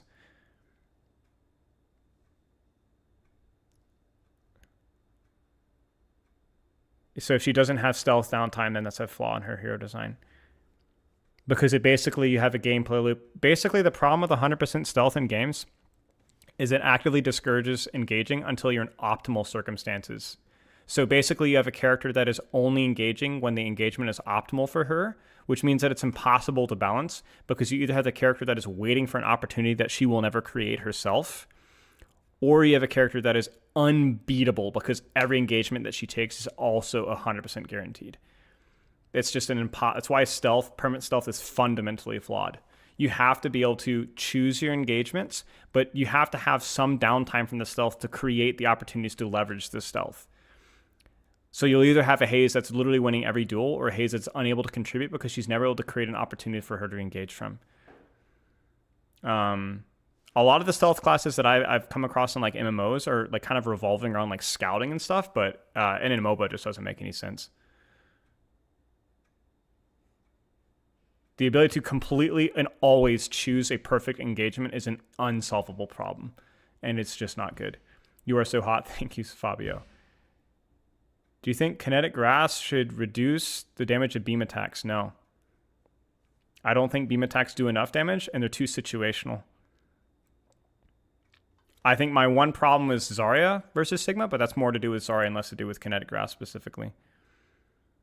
How does angle evaluation vary between 66? 66 just has much more contested angles, and you have to take angles control a lot more patiently.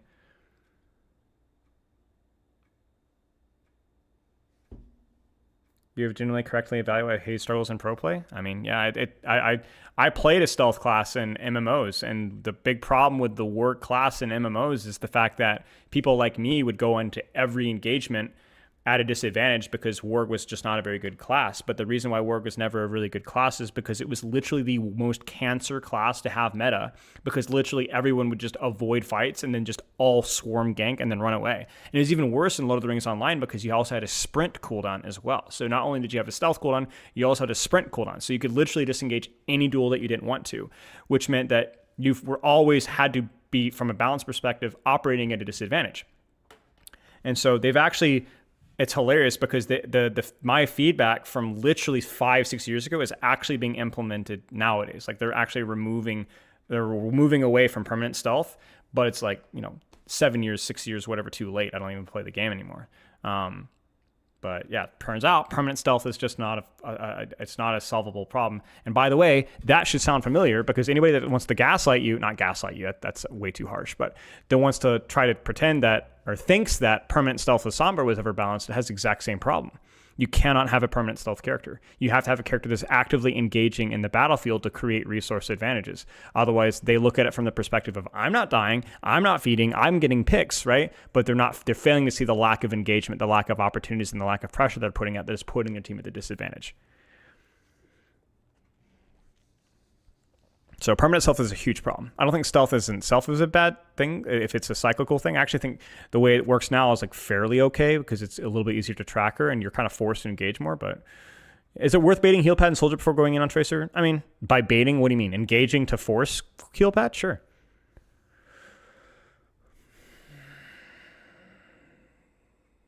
$66 to 5v5? No, I think you're probably okay. Stealth detection? Interesting. Do you think Doomfist and Power Punch needs a rear? Yes. Okay, I'm legitimately getting like ill with my stomach. I'm so hungry. So I'm going to take a second, mute my microphone, and eat like a weirdo. This shouldn't take too long. Give me a sec. Thank you.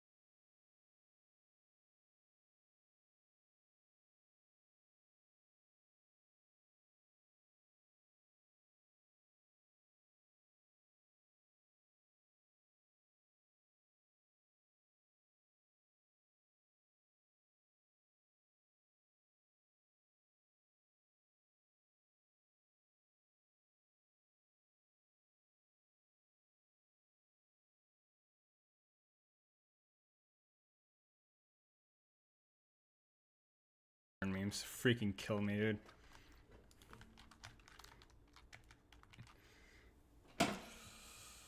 Ah! Okay. Are we replaying? Chill, daddy, chill. Is this not entertaining enough? Come on, guys.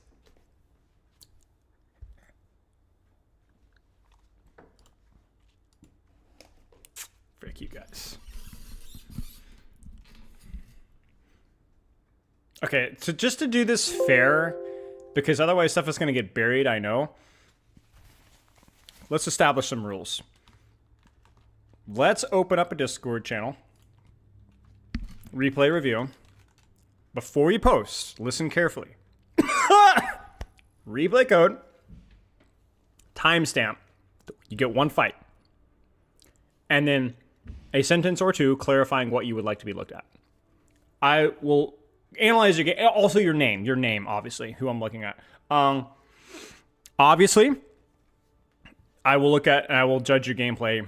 Rank as well, actually, would be nice. I will judge your gameplay in addition to the question that's being asked, but I think it would be nice to kind of highlight why this particular code or particular timestamp you want to look at. Okay. Exclamation mark Discord. If you're on YouTube, just click on one of the random YouTube videos, and in the description should be. I can also, if you, for whatever reason, if it's bugged out. Okay, I'm creating the channel. It is called #replay review, and it's at the top of Overwatch. Replay code. Timestamp. Why this timestamp? Name, rank. Quickly replays a lot? Yeah, I don't care. And we'll do this for probably 30, 45. We'll see how many that we can get through. I will, just a heads up, probably bias a variety of things. So will probably not skip anybody for a while, but if after like 20 minutes, I might skip around a little bit. Ego VODs allowed? No.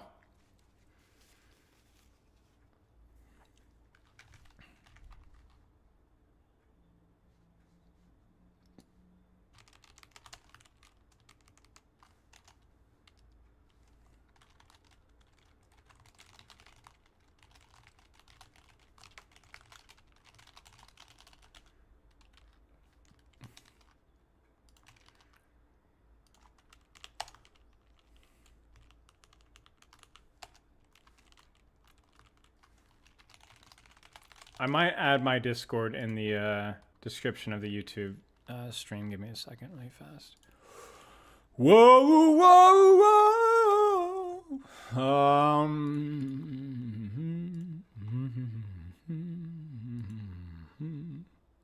You ever play sports games? Mm-mm. No. I've heard some good things about some of the other some sport games, but yeah. Okay, viability of the upper angle here. Can I sing some Bublé? I just haven't met you yet. That's all you're getting. Ready for battle. I promise you care. Give so much more than I get. I just haven't met you yet. Wait, where's the... Shoot, now you got the song stuck in my head.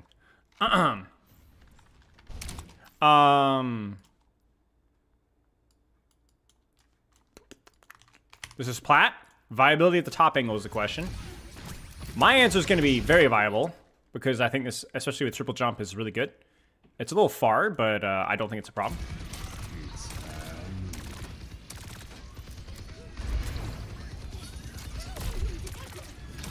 I assume that's the top angle here. It's a good heal pocket. Speed ring that, please. Yeah, so basically I assume the question is more along the lines of... Let's even go back a little further here. So like right here, for example. We have triple jump. We have the sight line.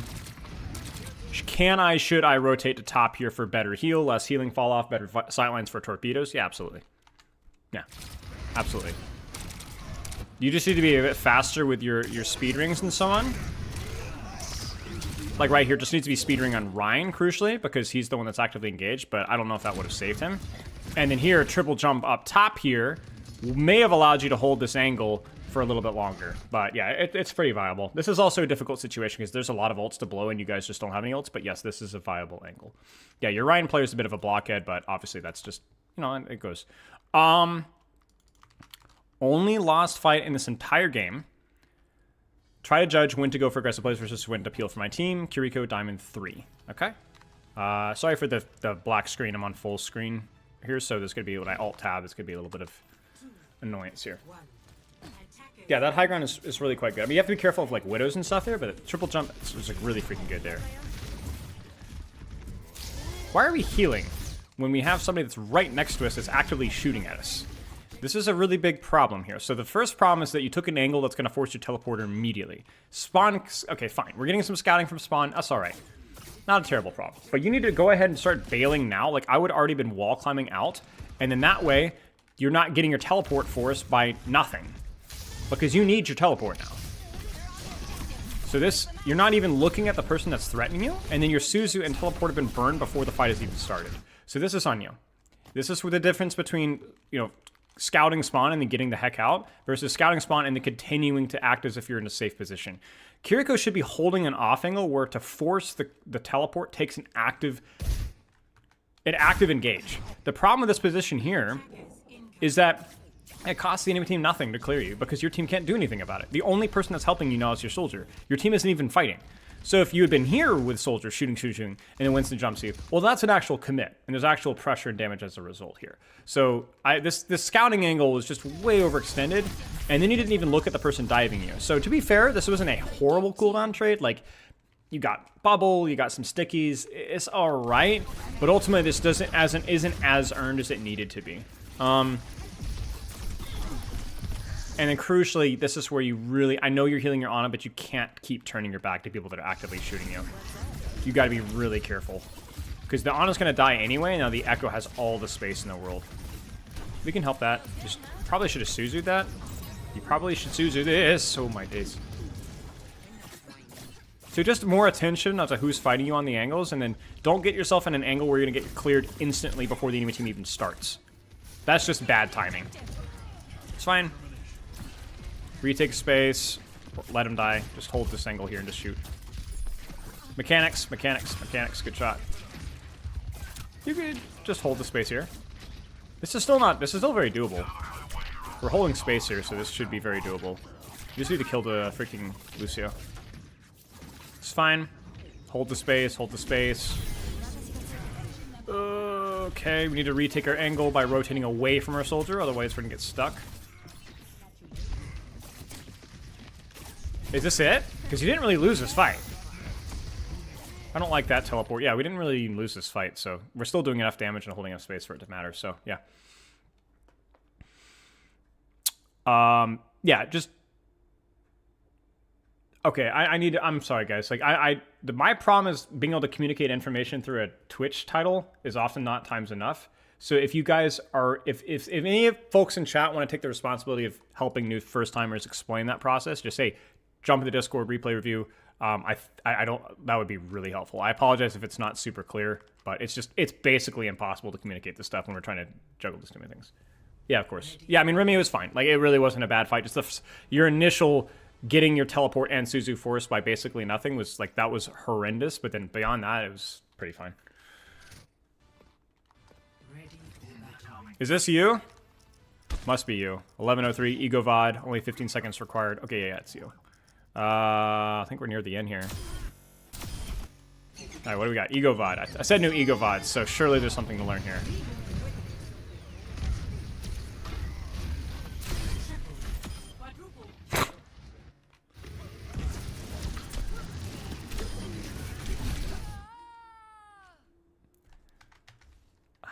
I can't.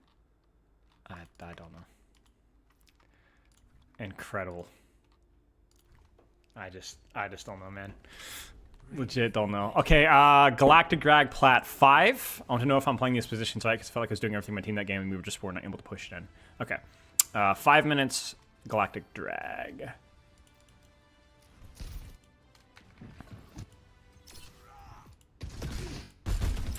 Okay, so this fight right here. So far, so good. This is too far. So your rotation stops, and it needs to not stop. This is the spam problem with Junkrat, where you're like, I'm spamming a choke, and you're not hitting a single shot. You need to find a lane that allows you to close the distance here. So chat, where should our rotation be? From this side. This is great. Let's start. It's not good enough. We need to keep going. We need to keep going. We need to keep going. We need to get to here. ASAP. ASAP. Yep. With your trap, with your double mine, you need to go. You've got to crouch, I don't care, but we got to go. Because we are not controlling space. You know how I know we're not controlling space? Because the enemy team is basically ignoring us, and we haven't hit a single mine. The rotation was good, but we're not doing anything. And so you're like, oh, I feel like I'm doing so much. You're doing nothing right now. Almost nothing. But, I mean, look at it. We haven't hit a single mine. This is the problem with a lot of Junkrat players. They think, I get a sightline, I'm going to spam down an angle. But then the enemy team moves, or the angle of the sightline's not that good, and then they're not getting their proximity value. It's just, there's nothing here. There's just nothing here. Now, alternatively, we could have kept crouching, get to here, throw your trap, double mine, Merry Christmas. Right? Double mine, Merry Christmas. That's it. I mean, you can literally just rewrite this entire fight from here, because it is an angle that we can fortify with our abilities, with trap, double mine, whatever, and at a range where you're going to actually hit shots. This is not how you play Junkrat. This was not even how you play Junkrat in Overwatch 1. It was easier to do this occasionally in certain chokes, but this is just pointless. I mean, I'm actually wondering if we even do a single tick of damage here. There's one. But you notice that we had to wait for the Sojourn to push us to do something? And that's it. That's it. You know, so that's all we really need to see there. But great question. You definitely helped your team to rotate initially by taking that high ground, but then you stopped. Okay. Jarl, Masters 3 or Masters 2 Lucio, 515. Junkrat is the most powerful close range character in the entire game, and it's really not even close. The question is can you get yourself to those positions? And so Junkrat's weak point is when getting to those positions is hard. But in that particular situation, it wasn't too hard. You had the opportunity. 515. What should we have done this fight? I'm in a four. You are in a 4-stack with your teammates. Okay. Planning was to speed high noon. Okay. Greeny. Or no, Stevie the Hamster. Thank you for the sub. Next try. Speed high noon is a poor plan. You can't. High noon is more of a chaotic fight plan, and it's also one that can be utilized when the space is really open. High noon is a sniper ultimate. It is not a stand your ground ultimate almost ever. And you're playing into, if you're playing in a 4-stack and we're communicating here, you're playing in a pulse bomb and double support. You're going to get your face stomped if you try to open with high noon here. The plan should be to open with Kitsune, flank, try to off angle with your Tracer, with your Cassidy, try to gank, and try to find a way to avoid pulse spawn coalescence to try to surround. So we always play for off angles, but we're especially playing heavily for off angles when we have a brawl ult disadvantage, aka ultimates that are bad up close. So Kitsune for Kitsune, but they have Cole and pulse spawn up close. You have nothing. So you just can't. Speed high noon is a bad plan. It's a bad plan. We're going to get run over with Cole, pulse spawn, or both. Yeah, see, this is a disaster. So they're Kitsune rushing first. They're actually stacking Coalescence. And then for your responsibility as a player, as a Lucio player, is you need to commit to whatever lane you want to get value on here. So you need to commit your resources to this queen here, because you could go to point with your queen here and take this trade here and live. And then you'd be able to harass and disrupt from here. Alternatively, you could just commit to this lane on the right side, in which case you could mark the lane from Tracer entirely and be able to speed him out. But yeah, TLDR is you guys need to play more for lanes. You guys need to play more for angles. You just can't possibly... Yeah, from your perspective, that was mostly it, but you guys just positioned and played that one really poorly. Vendetta, if you can put it in the Discord, we're going to go in order as much as we possibly can. Yeah, you need to open Kitsune Rush and then try to bait, kite, have somebody touch point, take a silly Cassidy hard flank to try and bait something. You're just not going to win it like that. You're going to get run over. This map is also really difficult to do that kind of stuff because it's very, very... Poke! Our champion Genji. Congrats on champ, by the way, Poke. Mainly just curious what you think about me playing split to have an actual angle to fight. Pink Clear said in stream I didn't get the memo before, so I didn't get along with the TP.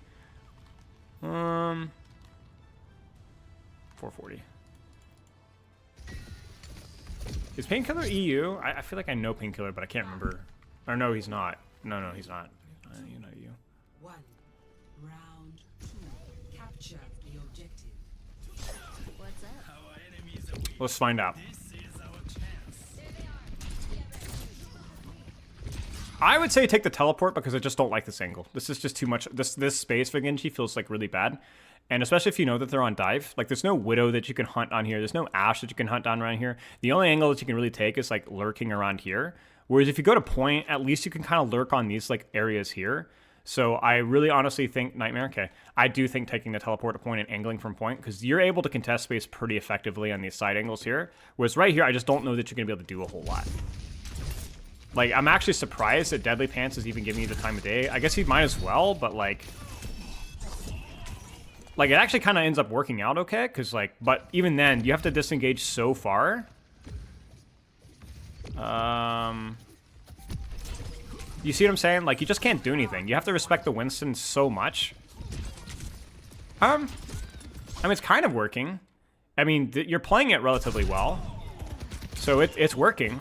It just shouldn't work that well. The enemy team, like, really misplayed. Like, I don't know how it's working that well. So TLDR poke, this was fine. This actually ends up working out, because I think you...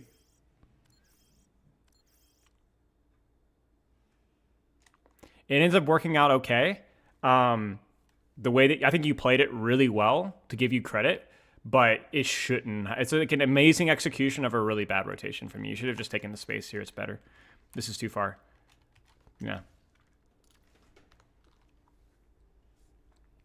Rise. How to position when getting pressure from multiple angles. Juno. Masters 1. Be as harsh as you like. I love valuable criticism, of course. Yeah, it's a bug. I see that all the time. It's just strange when it happens. How to position when getting pressure from multiple angles. Okay, let's find out. Thank you, Queenie. Bless you, my son. Sideways Juno ring for a longer duration of speed, only to clonk into the thing.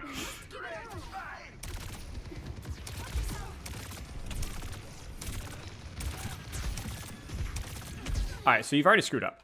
So basically, TLDR, if you're getting pressured from multiple angles, you must commit to a lane. You could play here and be a bit of a rat, jump up over and heal, be a bit of a rat, or you could commit to swinging wide here.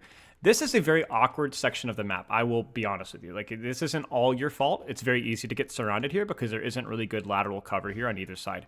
However, you've put yourself into that position by being closer than you need to be, right? You could simply have held here or held here and done the exact same thing. So don't put yourself here. Hold back and then swing laterally, right? Juno's got range. Juno has horizontal mobility. Use either this lane here and assist this, or use this here and hold this here. You're fine. So the speed ring here is fine. Okay. But then here, yeah, stay with the cast. Pocket the cast. Really good use of the perk there. Actually, pretty nice. I think that's mostly it here. Pop that torpedo, speed ring. Oh, don't drop and chase. Don't drop and chase. She dies. So once you're here, when she LOSs you, once you've popped speed ring, your priority is to pop your torpedoes and then just swing to what's convenient. By chasing, you've actually made it harder for you to heal her when she moves. So I would just use my abilities and then just stay on the top. You should not be pushing this. That's gonna kill you. But yeah, TLDR is at the start. Just commit to a side and try to abuse your range by meaning that you don't actually have to play here. You can just play here. And you're like, oh, but what if my team speed engages? Okay, then fine. Trail them. How long will stream be? I have no idea. Yeah. Yeah, I hope that makes sense. And my life, ooh. Crazy. Yeah. Hold your space. Lean onto his side. Be patient. Ult in spawn, you almost cried. You'll be fine, Whoopie. You'll look back and laugh. Or cry. Or maybe you won't look back at all. Plat. 4 on a nade arcade. Okay. 15-10. Feel like my positioning was there, but my team just kept exploding regardless. Yeah, of course. It was a pretty simple answer there, Rise, but I think you played well. I mean, it's Masters 1, so we do have some expectations. Oh no, you're not one of those people, are you? Angle's fine. It's a bit cheeky, but it's fine. Stop typing. So here's a question. Why are you on an off angle? I know you're like, okay, we're waiting for my team from spawn, but you have a sniper rifle. There's no Widow here, right? Why are you holding this angle and looking backwards? Allow me to demonstrate. Pop, pop, pop, pop, pop, sleep dart, pop, pop, pop, nade, pop, pop, pop, pop, pop, your mom. Where's the pressure, my friend? And then you bailed on the angle, so that now your sight line is kind of stacked. So, okay, we're just gonna rotate for it, that's fine. Now what? Hit a nade. Nade that, please. That nade's okay. Could have liked that. Could have used that sooner, but that's all right. Let's see if you take the sightline here. Was waiting for an engage. When you're 4v5 and you're playing at that range safely, don't wait for the engage. Create the engage. Like there's a balance there, right? But you don't have to wait for a full 5v5 just to peek the enemy team with a sniper rifle when they have 0 range threats. You know what I'm saying? There's a balance there. But okay, this is a great rotation from you. Use that sleep dart, my friend. Good. Good try. Now rotate forward because your sightlines are bad. But rotate wide. AKA go up the staircase and then hit a nade. You could still win this fight. You missed the nade, but you get hit off the bounce. You're lucky. Yeah, the rotation was a little slow there. And then we need to be hitting more shots here. This rotation was okay. But then you needed to be hitting more shots prior to that. So just hitting your cooldowns, basically, TLDR. The rotations are okay, and then actually peeking towards spawn. That's all right.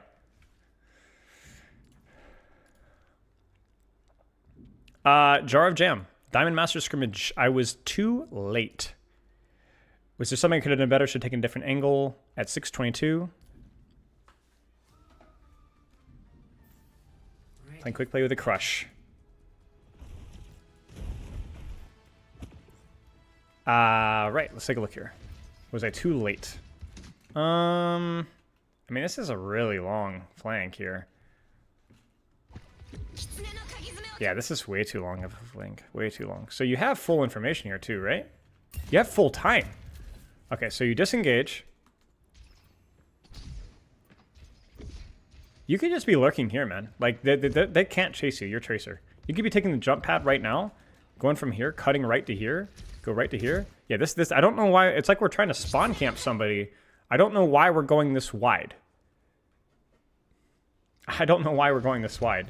This is really, really, really late. The purpose is to get a short-range off angle. You could have got a short-range off angle 15 seconds ago. They're not even there anymore. So point pressure here is good. It's definitely good. But, like, my goodness gracious, that was incredibly late. And it just felt like you had no idea of where the enemy team was. So, yeah, I mean, you just need better awareness of where the enemy team is so that you can set up and apply pressure. You need to be applying pressure at the same time as your team. You know that. But I think that rotation took way too long. Way too long. I know these are a little bit brief, y'all. I know I'm sure there's, like, context required for some of these, but that's why we're trying to limit to one fight here.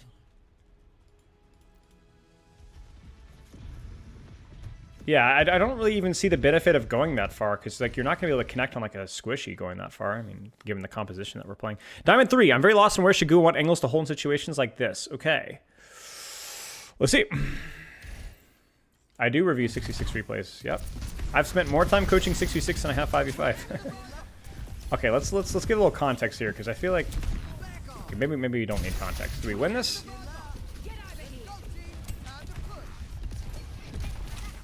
Okay, commit to this angle. Scroll wheel, please. Scroll wheel, please. Okay, we're good. Sure. Needed to hit that boop, but we're fine. Just fight the diva. Yeah, just fight the diva. She's on your lane, fighter. Yeah, this is fine. I mean, just choose a lane, right? Like, you can fight here, but there's nobody here, so you just keep rotating until you're here. Or you fight here, and then you fight the Tracer, and then the Tracer dies or leaves, and then you fight in the Diva. That's it. Like, you just choose a lane with positioning, like proximity, verticality, cover, whatever that works for Lucio, short to medium range, and just play. So if this Reaper teleports over here, don't peel the Reaper, necessarily, unless there's literally nothing else for you to do. Just hold the lane. Yeah, hold the space. Like, the Diva wants to be here, right? She's not allowed to because you're here, and you're still getting damage done. So you crossing here is, like, fine, I guess, between fights, but I honestly would just prefer you to chip this Diva down, right? Because she's right there. Stop. I just said one of the things I talk about Lucio VOD reviews and just support VOD reviews in general is stop being like a responsibility positioner. Be a position that focus on responsibility from that position. In other words, choose your positioning and then decide what you're going to do based off what the position gives you. Don't go, oh, I'm supposed to peel with Reaper, so I'm going to go across. No, just deal with this. DMEC the diva. Opportunities will present itself once you commit to a position. Stop chasing responsibilities. Let your position dictate your responsibility here, because right now you're not doing anything well. Because you're hovering, you're chasing, instead of just simply being there. Can you guess? Yeah, there it is. Right, they took the high ground and now you're fricked. So, yeah. It's so much simpler to play the game from just positional-based responsibility rather than the other way around, because it just gets way too complicated. Now, does that mean between fights you can think ahead of time of where they might want to play? And, you know, that Tracer's pulse home, I think she's going to come from this lane, so I'm going to try to be there ahead of time? Sure. But that's done between fights, when you actually have time to set up, and it doesn't cost you resources. Diamond-ish but master-ish lobby. I feel lost on first point Atlas. This game was one of my worst fights ever. Sneezy hamster. First fight. Okay. Let's take a look at first fight here. Red 1. Mission platform. Station.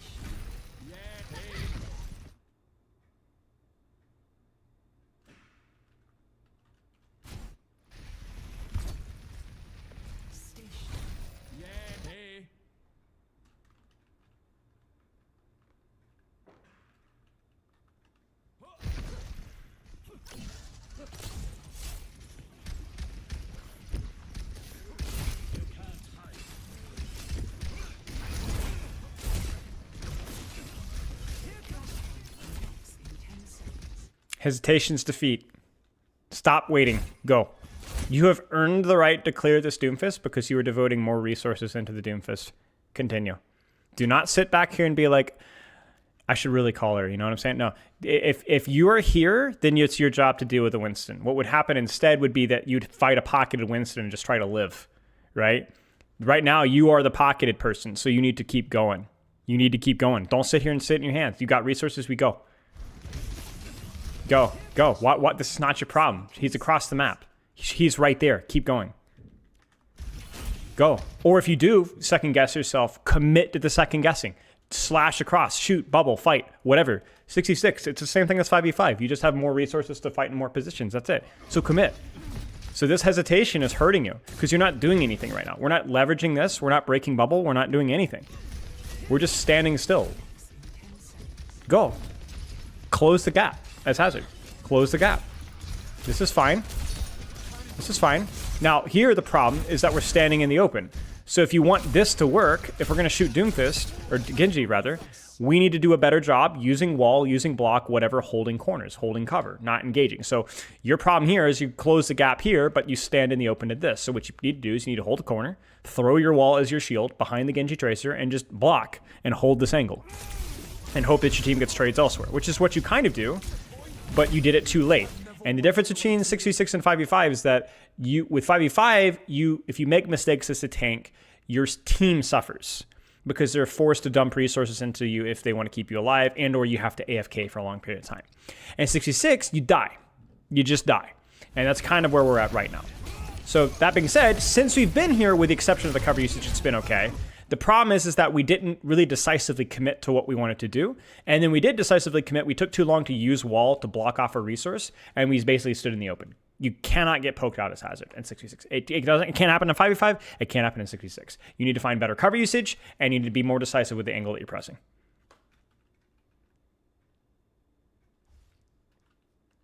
All right. Fight at 3 minutes, and name is... This wasn't quick play. That was just 66, to my knowledge, unless I missed something. Name is Furio. Furio. Playing Kiriko. I don't know if I'm taking a good approach to Ingles Kiriko. If I was trolling, I don't know if I made the right choice. It made a difference. Plat, gold, lobby. Okay, fight at 3 minutes and 5. Okay.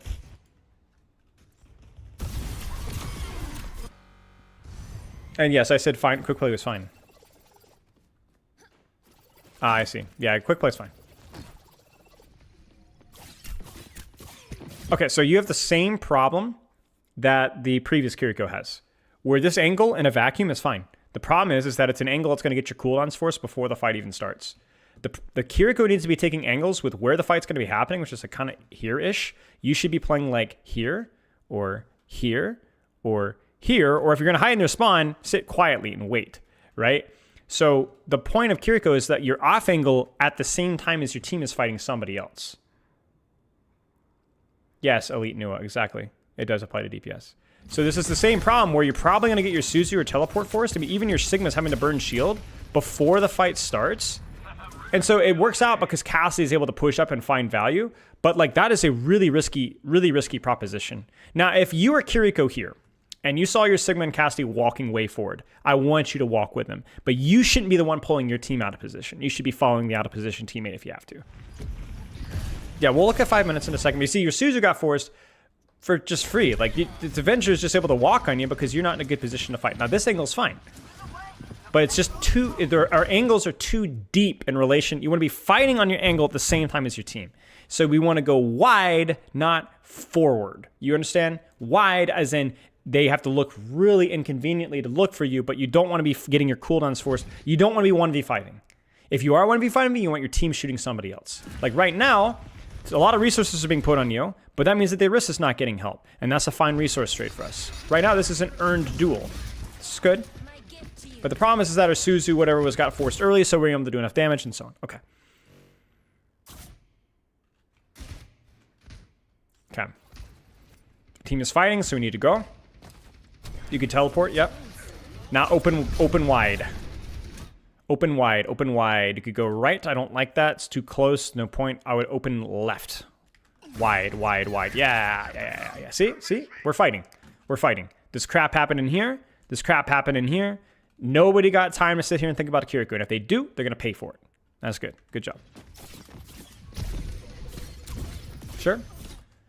Problem is look at who's close to you. Now, it's fine if you look and you're like, oh, Wing's too far away. Don't worry about him. But don't ignore people that could be fighting you. Be very careful with this one. But yeah, this is fine. Because see, this is fine because your team can capitalize off this now. So even though everybody is focusing on you, your team can do something right now. And so they're going to pay for this. You see it? Yeah, I would pop my Kitsune Rush here even. Well, I guess Kart's not moving, but yeah, using an ult just to clean up a fight is fine. But yeah, that was good. That was much better. I mean, it's an ego shots, right? You hit some nice shots. Congratulations. That always feels good. But the difference is also the fact that your team is actually contributing something elsewhere at the same time, which meant the enemy team did not give you any resources. And then they're like, oh crap, she just killed somebody. They overcommit to you, which then allows your Reinhardt to kill everybody. It's juggling of attention. You guys notice that? Because there's actual follow-up to be found there. Good job. Positioning, Masters 2. 2 passive or 2 aggressive? 653. But yeah, the second fight was significantly better.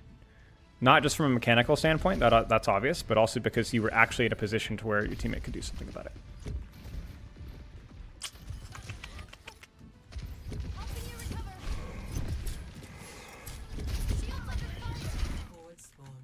I don't like this angle too much. I think this is too far away from people. I've always preferred this rotation as Brigitte. There's so many different ways to close the distance. This side of the map is very much all or nothing. I don't mean that this is always bad, but right now I see nothing on my screen right now that encourages me to think that, oh, somebody will push here. Brigitte needs to be positioned in a way to where people have a reason to close the distance with you, or you have an opportunity to close the distance on them. Right now, if they don't dive your Malga, what on earth are you going to freaking do? Whereas if you're here, well, then I can walk forward with my Tracer, Whip Shot Diva, hold my space, hold my Bash. So here you're a full spectator. You're not anchoring a particularly valuable angle, and you have no way to close the gap. So right now, your value is terrible, so you have to actually use your Bash to rotate. You still don't have proximity. Just hold your space now, obviously waiting for Bob. It's fine. You see how much more active this side of the map is just based off of the information that we had before the fight started?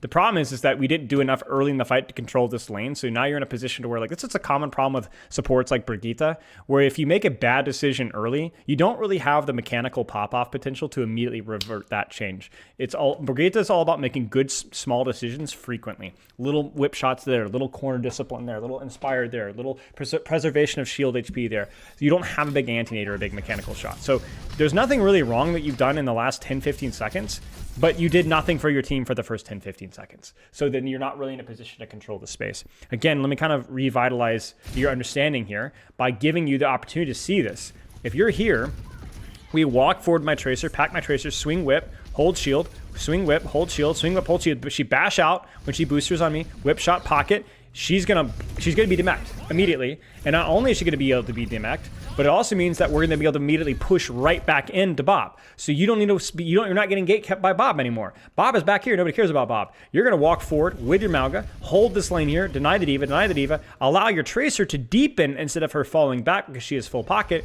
and then that means that your Malga's not isolated and surrounded. You understand? Butterfly effect. All from just holding an angle that allows you to close the distance with the enemy team without committing cooldowns. Passive advantage is holding an angle to where you can maintain that angle with cooldowns or disengage if you get pushed. With Brigitte, there's zero reason for the enemy team to push you here. There's nothing even close. There's nothing even close to you, so that you created no value. And if you don't create value early in it and engage, you don't do anything with Brigitte. Very challenging support to hero to play. Whaley, I want to know how I could secure the point better. We'll do a few more. We'll do a few more. We got time. Are you guys enjoying this? Is this helpful? Is this too fast? Sometimes I feel like this is too fast, but I don't know. Whaley, this is want to know how I could secure the point better. I feel like I'm holding the choke well at the end, but it all fell apart with a single off angle from Soldier. Maybe a macro issue at my end. Name is Asari Suprema, Silver 1 Junker Queen. All right, I'm glad this is helpful then. Okay, make sure I'm not timestamp 13:15. I mean, Junker Queen has very limited capability of spreading her wings, so if your angle is not close to you, there's really not a whole lot that you could do about it. So it's more about just applying and winning the resource trades that are close to you, and then not really worrying about off angles that are far away. You don't really have the opportunity like other tanks do. So like right now, you know that there's somebody here, but you also hear somebody here, so just kill the Rhine. Okay, we walk forward. Next corner. Shouting is a little unnecessary. And so then like this is the moment right now. So your job is not to worry about the soldier in the high ground. If he pops visor and kills your entire team, it's not your problem. You could have rotated top here and dropped from there. Sure, that might have been probably the better, more consistent play, because then it allows you to drop onto people while also denying the off angle. Maybe that's the strategy. But the more important thing for you here is that now that you're here, you simply cannot die to this Reaper. You need to force his raid. Yeah, perfect. And then now, if Visor kills everybody, sure, freaking kill her instead. Hit your knife.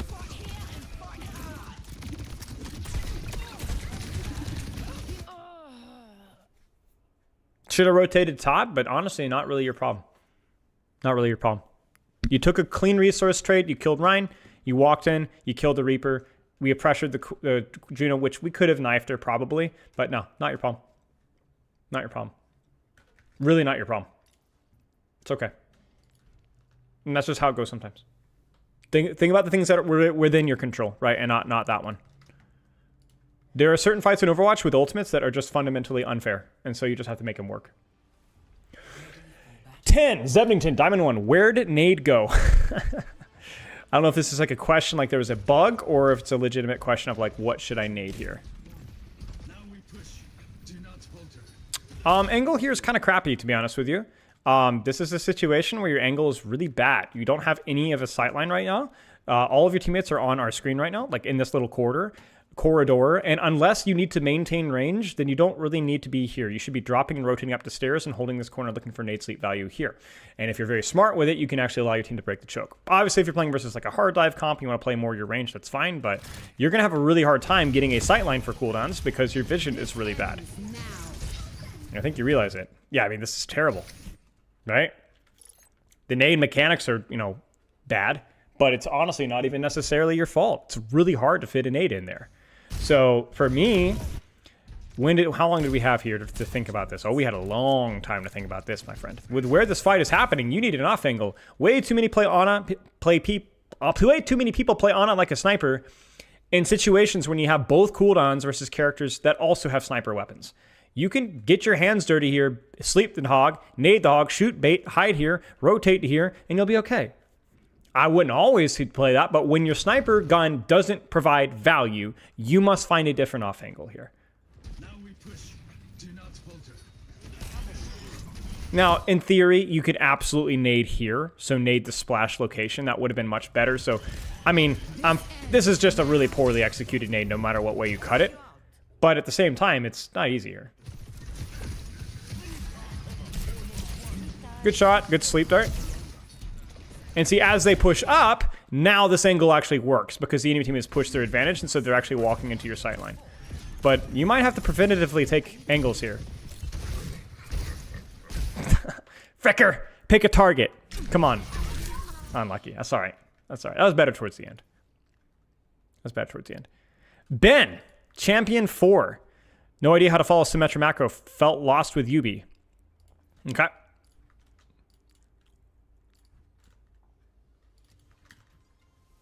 Ready for battle. What the frick?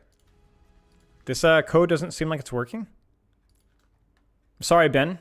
Are you in Twitch chat right now? I'll give you the opportunity to drop it, to skip the line, because you technically were in line. Is this code wiped? I'll give you a second. I'll do it right afterwards if you're here.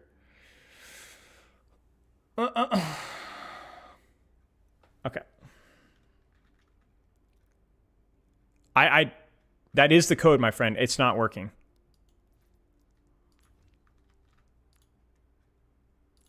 It's not working. So it's the code that you have typed up. You might want to double check. It might have been, if it was prior to the update, it's probably been wiped. But, okay, no problem. Just drop it in Twitch chat if you can, because I don't mind we going back to it. No, the space will not have an impact on it. Watch. See. 455. Fight felt slow. Was it? Many of my Malga fights feel this way. What can I speed up if I need to? Relax, Diamond 4. Well, relax. We'll find out if your nomenclature is accurate. Is that am I using that term right? Nomenclature? I think I butchered the pronunciation. Okay, close enough. It works.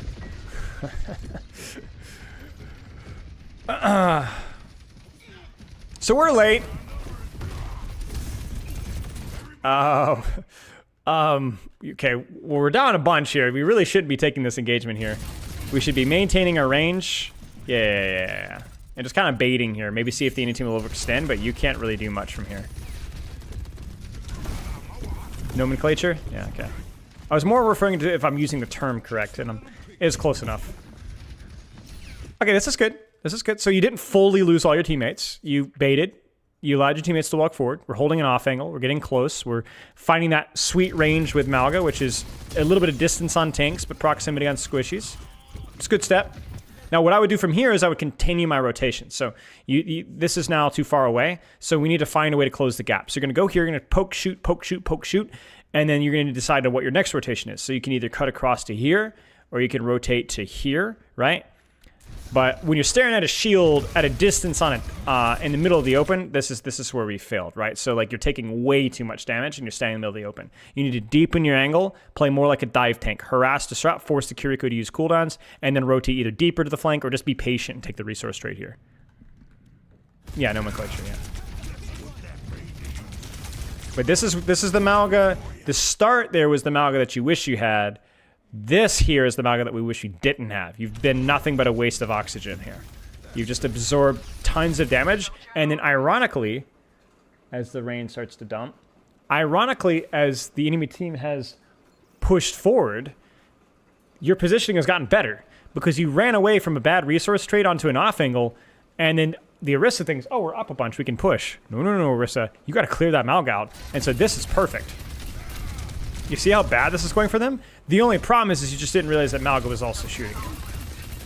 You see it? So as soon as that Bastion peeks in, your HP just melts. Just tuck back in towards here, and then you'll be okay. It's raining outside. Can you guys hear that? But even then, you still disengage what could have been a death and turn it into a mistake instead of a death, which is always better. And so now if you're patient, like walking forward, I would still go right back to this angle, poke the Orisa, and then go top. Find a way to close the gap on these guys without walking down in, because you've not dealt with these angles, right? You've not dealt with these angles here, and you must deal with these angles in this Malga. Otherwise, you're going to get surrounded and fricked. Bad execution, but the spirit is there. This is a really awkward place to be, but at least you're not standing in the middle of the open. You got the right idea. You see what I'm saying? You see what I'm saying? Do you see how inconvenient and awkward that was? You got the right idea. You got it. See, this is what I talked about when people were asking earlier about Malga. This is why people don't play Malga. It's freaking hard. This has been okay. It is very, you have to be very patient with things. Yeah. Yeah, good job.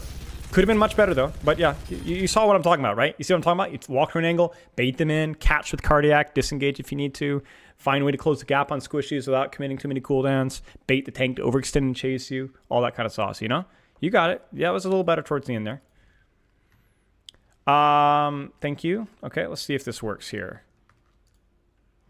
Nice. Okay, the timestamp was 4:30. No idea how to follow sim macro. Okay.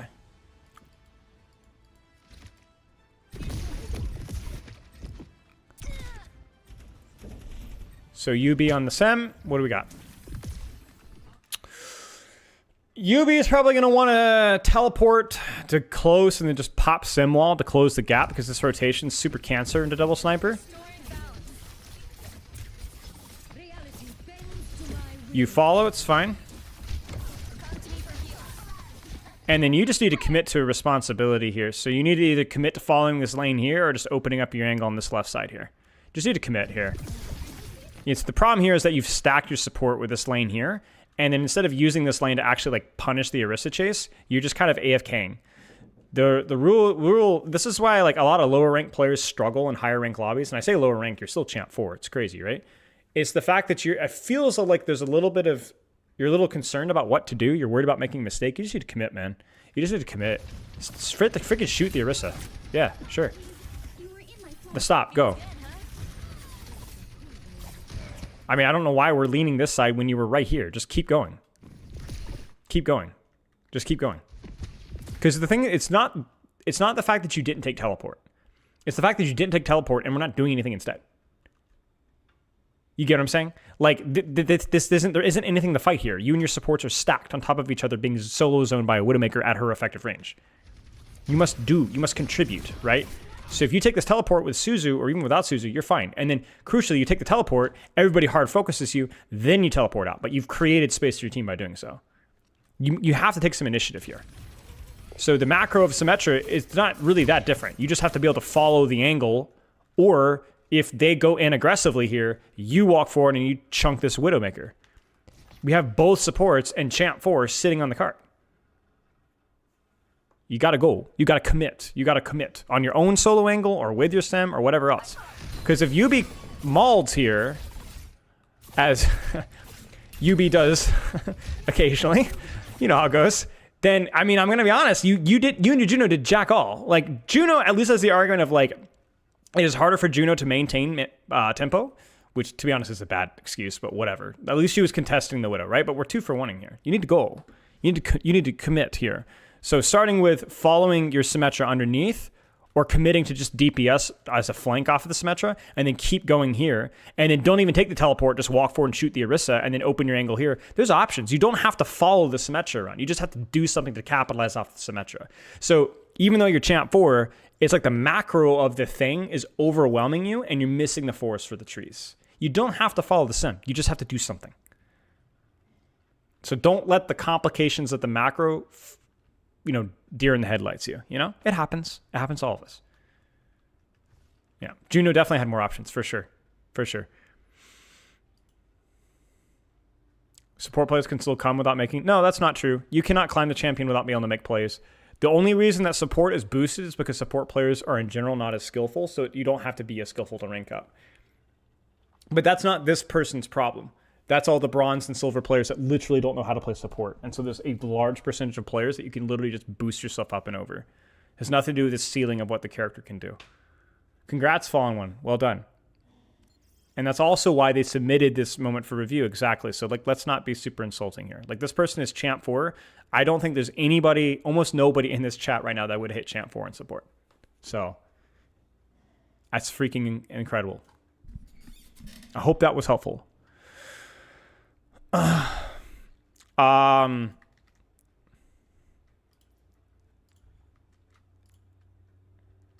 did I already do this one? Oh, yeah, I'm dumb. My bad. Mitch pose in. Even I got that reference. Dasan, Team 2 Lucio, Master 3. Still learning Lucio fundamentals, but unsure what I can do to contribute better here other than cover usage mid-fight. So this is 210. I went way too much. Should be about here. Perfect.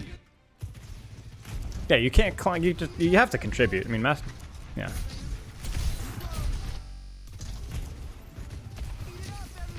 I guess we're a little too far back, so we can skip forward a little bit. Okay. Okay. Find a way to close the gap. Sure. Sure. That's fine. Sure. Okay.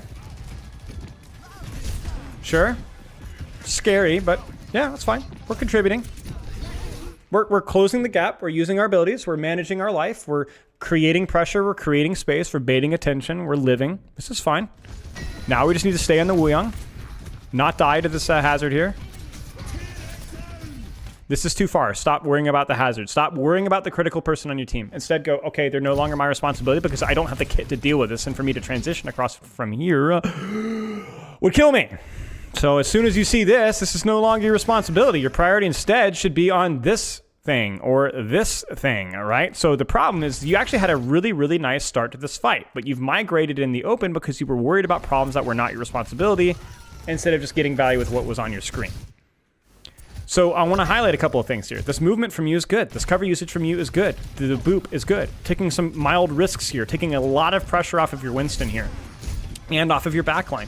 Probably worth amping for that as well. Totally fine. So your team's position has significantly improved, largely due to yours and your Winston's efforts. Nice job. Now you need to follow that through by continuing your convenience-based responsibility is by going, okay, this hazard's too far away. I don't even have amp for rotation. So let's just kind of control this backline here and help defend my my Sojourn or Genji here. You know, pressure, Mercy, whatever. Stop putting your attention here. It's not your responsibility. There's stuff right here. You should have died to Sojourn Rail. Look at that. You almost died. She actually missed the shot. So here just kind of comes down to you're chasing butterflies instead of just simply dealing with what's on your screen. I think you played this fight at the start very well. No complaints from me. If you feel lost, it's because you're overcomplicating the situation. You had a very, very, very, very strong opener to that fight. Zero shame. And you only started to lose value as you started to second guess yourself and get overwhelmed toward the end. Good job. Good job. Froglord, Brigitte, lots of support gameplay. We love that. Diamond, 529. I feel like way too passive. Any tips to be more active and proactive? Brigitte, fun. How to get more uptime with her? Thanks for the nice streams, of course. What has Vendetta doing?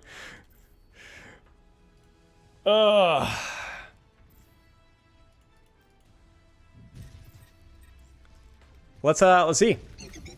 Ooh. Okay, I love our angle here. Would love us to play here or even here. So this is a very difficult point for Brigitte because there's a lot of wide open space. So you got to find a way to close the gap without running it down mid. Hold the angle here, sure. Hold the lane here, sure. Hold the lane here, sure. You got rally. Be creative. Especially with a tank playing here, we need to shift our fight location forward. Sour Candy Flossing for the sub. And Bull Skunk, thank you for the raid. How are you? We're doing some quick replay reviews in my Discord here. So I don't know how many more we're going to be able to get done, but I hope you had a good stream, mate. I appreciate the raid. But yeah, we got to find a way to close the gap here, which isn't in the open. And so really the only way to move forward is maybe from here to here to here to here or here to here or going top. Be creative. You have rally? Do it. We are playing to catch and engage instead of holding space actively. I don't hate this, but this is going to be a little spooky because we're dropping in the middle of the open. You see the problem there? I don't hate the rally. I even appreciate the fact that we didn't commit our bash just then. That's okay. It just wasn't well set up. I would have preferred you to do this exact same thing here, which means that you don't have to full commit to it. Publish the VOD? I'm having a great time, thank you. So much of Brigitte is about proactively holding the corners and angles that allow you to close the gap without having to commit your bash or putting yourself in the open. However, I do want to highlight that the rally to just use to hold space was fine. It's not a problem there. It just needed to do so from a little bit more to the sides. A lot of holding space involves not being in the middle of the open, but being a little bit closer with Brigitte. Sounds very familiar to that Coliseo VOD, no? Nerdy, 26, Masters 5, that's a long. Is OT escort? Yeah. All right. Masters 5, Queen Mirren, Route 66. There's a little bit of a stagger fest. My team did use 4 ults in the previous fight. Was there anything I could have done better here? Okay. I don't know. I mean, I'm looking at the ult bank here, and I'm thinking no. Well, I guess he just used JQ, so that helps. What is my Moira waiting for? Just use the Cole, man. Yay. Will she use the ult?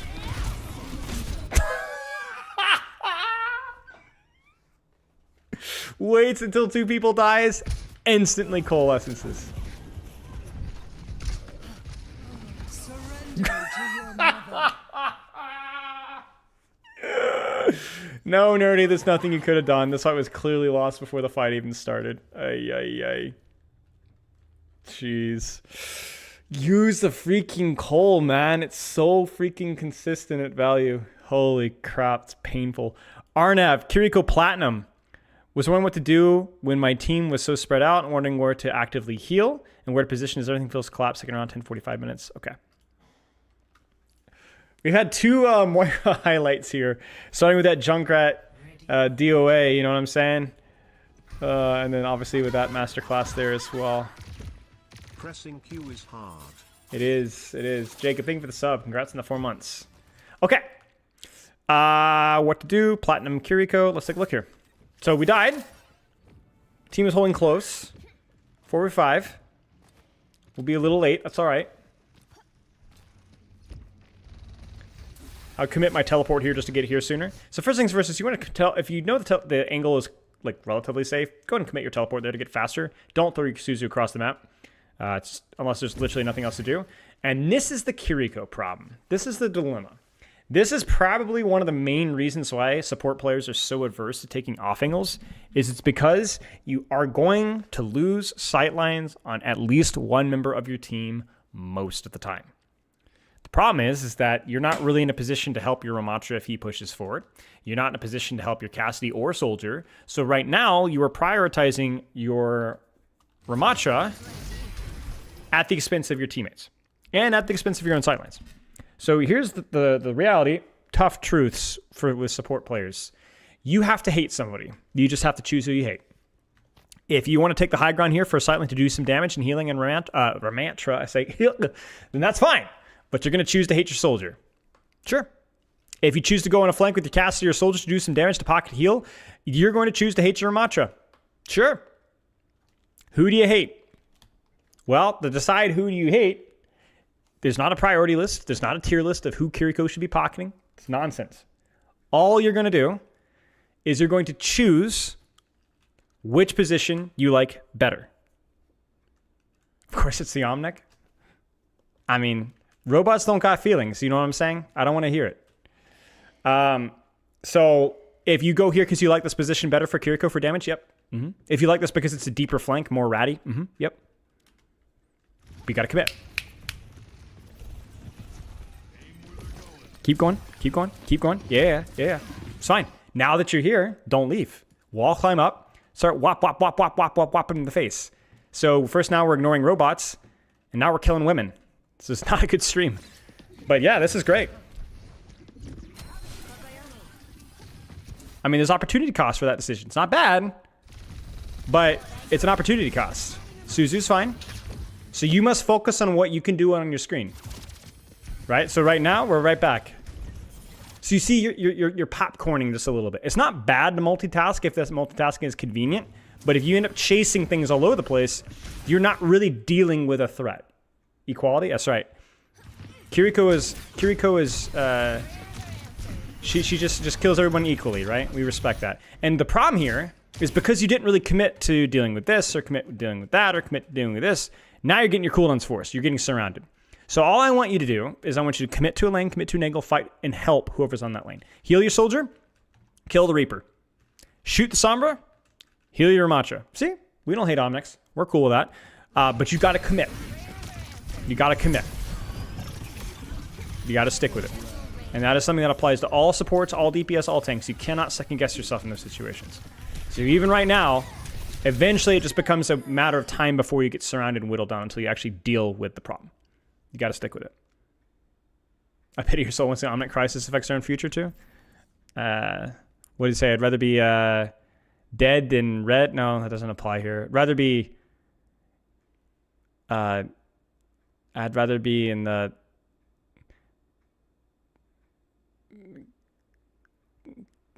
what rhymes with clinker? I'd rather rot than bot or something like that. Okay, maybe there's something there. Okay, that's good enough. Should I appeal for my backline? I can already tell you the answer is no, but we'll take a look. I'm not. I can't come up with a racist joke. Dang it, man. We were getting bullied by pharmacy the whole game. I had no answers. Okay. It's not always your answer to deal with the problem. Remember, pharmacy is 2 resources. No one hero is going to have the answer. Big duel, plat 1. Okay. Let's take a look. Is this fine? Just keep trading here. Keep trading here. Keep shooting. Should I have peeled for my backline? Okay. Keep doing damage. Keep doing damage. Keep doing damage. So this is a really big problem with Zarya players. Zarya players will watch one of my VOD reviews and says, you need to be doing damage, you know? Whipping out the awkward here, you know? It's good. But the problem is that, do this. This does not make your gun do more damage, okay? You sit right here, it's magical, it's unbelievable. You could do just as much damage from a corner as you could do from off of a corner. Now, if you want to leave a corner to finish off a kill, sure. To kill this Hanzo. Yikes. But you don't need to do that. You have Juno, you could have poked Hanzo, you could be shooting Winston. There's like so many things that you can actually shoot from your corner here that does not increase the amount of damage that you're taking here. So the problem here is not the propensity towards moving to shoot people. This is really good, but to do so beyond the corner is unnecessary. It means that you're caught in the open, and taking damage is just not unnecessary. That's completely unnecessary. But yes, this is apt strategically to be able to apply pressure from this angle efficiently and just focus on doing damage and not peeling backline is fine. Because the concept that you should, while shooting Hanzo, turn around and peel your backline is absurd. Your job as Zarya is to apply pressure. If you are not under pressure and your teammates are under pressure instead, then yes, you should bubble your teammates. But right now you are under pressure. Right now, from 2 people. So of course you should bubble yourself. Great job. 1 threat down. Next time, stay in the corner and do this exact same thing to her or to him or to anything else, and then you don't need to take 320 damage, 327 damage at the same time. It's that simple. We're in a situation here where we could have easily traded backlines and preserved our HP. No problem. You're not in a position to deal with Pharmacy there, so it's not your responsibility. So if Pharmacy wins this fight, Pharmacy I say as it's just solo Pharah, then it's the fact that you did pressure inefficiently. You see, this is the problem. The problem is not what you did, it's how you did it. It's how much resources that you demanded and how you could have killed more than what you did if you played it well. You see it? I mean, this is a very winnable fight if you're just a little bit better with what your resources are. Or what you did with those resources, rather. You see? Now, moving away from Thafar, there's definitely a choice. She was right there. You could absolutely have beamed her down. So this is a little interesting. But yeah, what you did was fine. I mean, even here, right? We're still a little in the open. We got to find that corner. Doesn't seem like Pharmacy is a problem to me. We just need cover. We just need cover. Okay. Naughty Penguin. We will probably do a few more.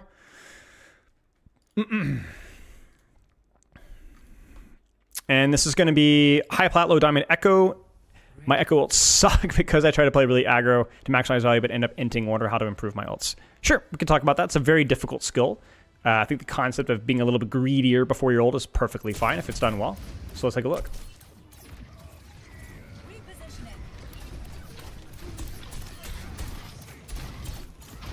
So I'll predict here your greed is through proximity, not through off-angling. So greed, as in running it right down their gullet, may help you to land a couple more stickies, but it's not necessarily going to help your copy to be any better, and it might kill you. Whereas greed that I'm looking for is going on a solo flank and daring the Genji to come after you because you'll just drop stickies and copy him and kill him. Greed isn't going somewhere ridiculous here and shooting Ryan in the back, right? Greed with Echo, especially with her 225 version, is the fact that you could just take any angle you want and just have a get out of jail free card. So right now, let's see how we interpret that greed. This is good. We're a little slow, but it's all right. It's not a bad position. It's okay. So you can kind of see the problem. This might still work because we did hit some nice stickies and we're going to hit some nice cooldowns, but we're going to get our copy popped instantly because our greed was interpreted as proximity, not breadth of angle. You want to play Echo almost like she's a tracer, or she's got a full copy when you have, or a full pocket, excuse me. As in, I can go here, or I can just go hard dive this Freya, or I can dump stickies here, and bait, hide, dive, poke, hide, dive, poke. Okay, Genji gets me, I have to copy. You just have more sustain. That's the thing. You get what I'm saying? So the problem with this is that you're probably going to get your copy burst instantly. And then you're not really in a very good position. Now, to highlight it, you still used your ult, and you still got some value. The stickies were the big thing there. And you did hit a nade, and you did bait some resources. So it wasn't a bad idea. It's just the execution of rotating deeper on a flank and baiting attention and then copying rather than running it right down their face. There's some nuance there, of course, but that's my main criticism from here. But it's still good enough to work. Give me a little kiss. May, Masters 4, third round. Okay. Felt really tough learning May for similar reasons why I picked up Symmetra. Thanks. We'll look at a fight or two from third round then. Is there a particular section you'd like to look at, Ice? Because we got a little too many, several minutes here. Give you a kiss? No. No, you got. My kiss would be too expensive anyway. You guys would never get it.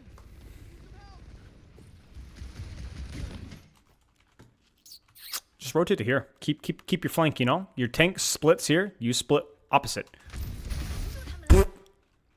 You're stacking with your tank and your bastion and your what the frick? Angle. On my gravestone. Wrap around, prioritize range, open the lane. Don't throw yourself on main. Even if your team was stacked here, I would probably then deepen or something along those lines, or earlier split like your Bastion and go this way, but just don't throw yourself on point. You go from here, wall from here, you're going to get yourself surrounded. See, we're just running it down. No nuance. Now, we're on an angle now. That's good, but we didn't do enough pressure early enough. Don't engage in cardiac. To be honest with you, I actually would probably use my Icicle for headshots for DPS on a tank most of the time. Wall is fine. So we're baiting, we're harassing, we're holding space, but our first initial engagement rotation was pretty horrific.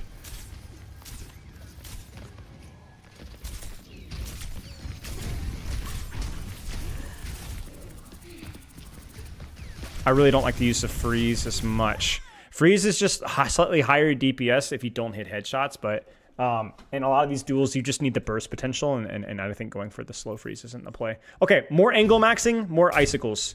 Let's keep watching. Sure, keep rotating. Go. Yeah, you can wall that. Ah, sucks. That's okay. Okay, here we go again. Good angle, good wall. Why are we pressing W? Open here, poke, prod, open wide.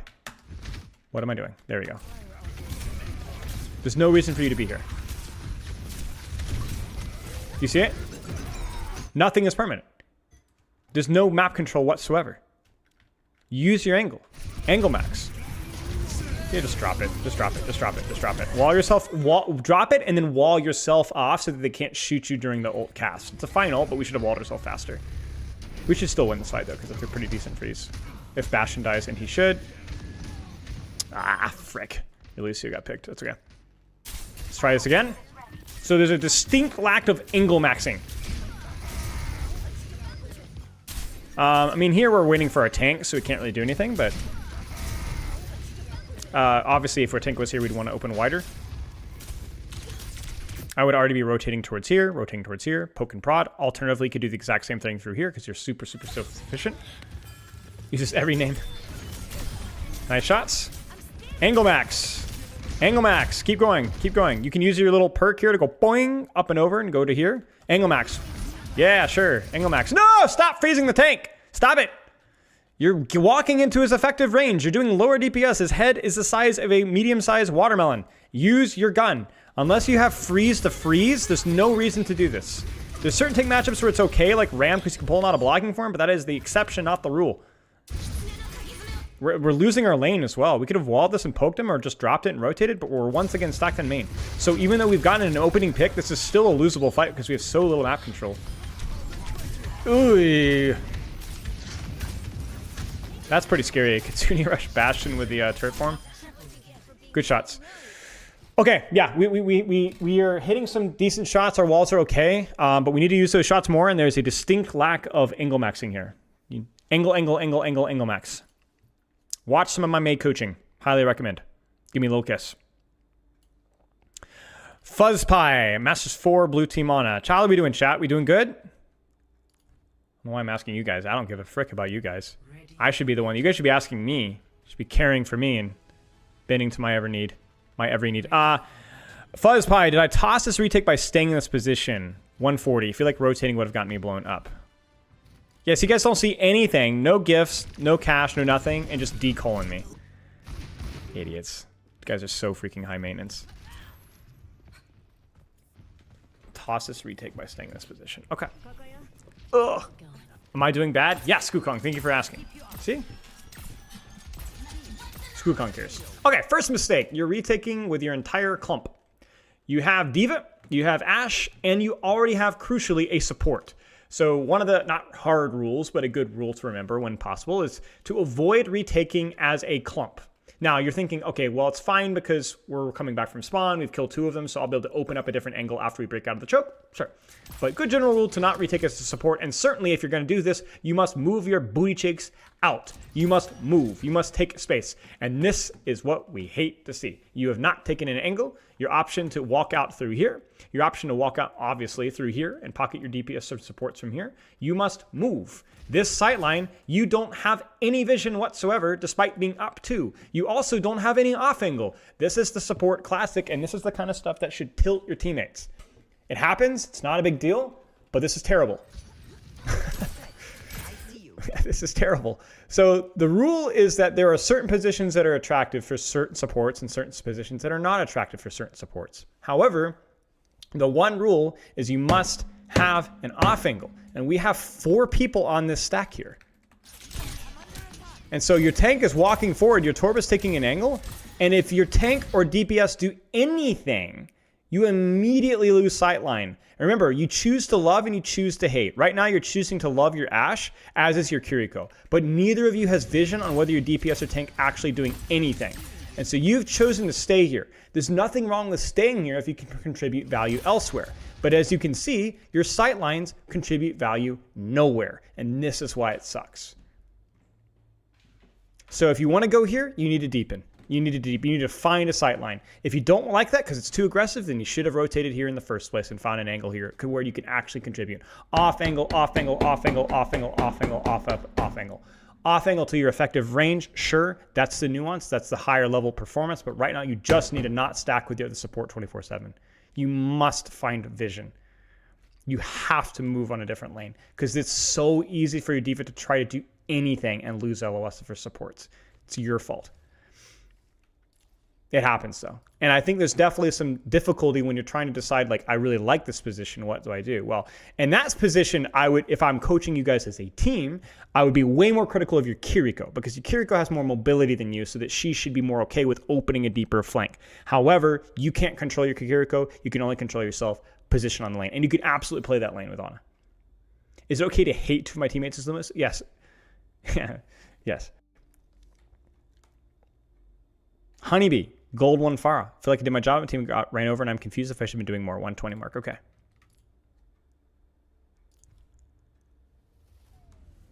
Ready for battle.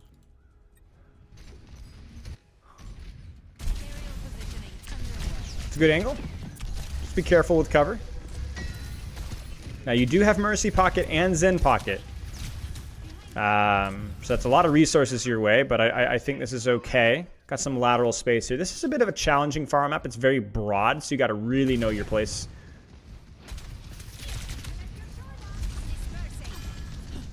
Diva's on you. Hit your shots, hit your shots. Mercy's an idiot. It's not your fault. Diva's still on you. Don't back up too far. Don't lose this 1v1. Yeah, you just missed your shots. No, this was fine. This is so far is fine. You just needed to kill the Moira faster, hit more shots than D.Va, and your Mercy needed to not be an idiot. This is fine. The angle's fine. You just looked a little shaky mechanically, that's all. It's okay, not a problem. Not a problem. This fight was lost by the time that your Mercy died to literally nothing, so not a worries. Don't worry about it. Not a problem. Just looked a little shaky mechanically, but in terms of was there something wrong with how I was moving or how I was positioning? No, not necessarily. It's okay. You responded very quickly to a lot of resources going your way without completely leaving the fight entirely. And yeah, it's okay. Plat 5 D.Va, we might have to do... We'll do 3 more. We'll do 3 more. So you guys can go ahead and count ahead. I'll probably end with Saya player here, but I probably only have time for 3 more today. Oh, there are Spylo, there are Patreon. Are you guys doing unofficial pug screening? No, I can't. I'm not doing pugs today. They're not official pugs today. I don't have time today. I'm doing something with my family in a little bit. 10:55 to 11:25. This is platinum. Should be about here. Yep. So yeah, this is a little extended segment here, where if my teammates wanted to defend close to the enemy spawn, even if it is risky, should accompany them. Yes. Did my indecision cost us? Probably. Will I look at the codes another time? Probably not, reality-wise. I apologize if I didn't get to everybody here. It's just a question of, like, I mean, how many codes? We had, like, 100, oh, not 100, but we had a bunch. So, trying to give everyone their attention. I don't think this is your fault, by the way. It looks like your team is clearly backing up, and then your Zen stops and then shoots a deflecting Genji, as is your Torb. So, your Zen dying is not your fault. However, this is definitely your fault. You gotta move.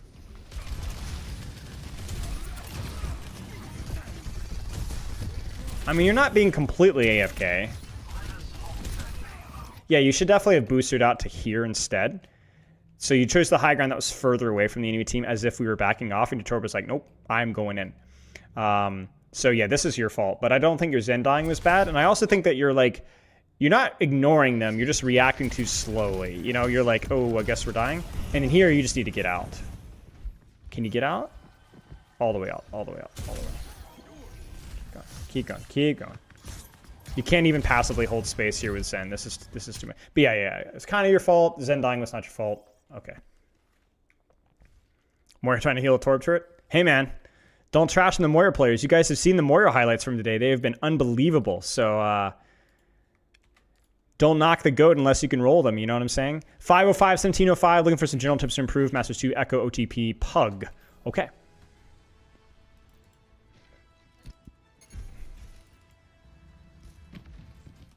What a question. FL Studio Ableton? I don't know. I don't really use either. I have FL Studio, but mostly my brother used it. If you... I don't know. I honestly don't. It probably depends on the genre of music. I actually don't know. I don't really use either. No, I'm not going to skip. I'm going to go in order. Yeah, like I said, we're going to end with side players. So, looking for general tips to improve. Okay. What the frick is going on here? Okay. I think we're waiting for our team, and then Moira just snags one. It's all preference. That's what I kind of figured. I know there's certain genres, certain like EDM artists really like FL Studio, if I remember correctly. Good stickies, really good angle. I like the greed there as well, especially with the flight control, allows us to get a little bit more poke. Yeah, this is fine. Just kind of waiting for your ult. A little too much damage from you there. It was a little slow, but it's all right. This position is just a little awkward for Echo because anything that you're going to do is going to be pretty aggressive. But what you could do here is if you can catch them unawares, you can go all the way to here and rat here. It's probably going to be closer to your effective range, but just food for thought. But you have to do it when they're not looking, right? I think you can do that. You should. Oh my gosh. What the frick?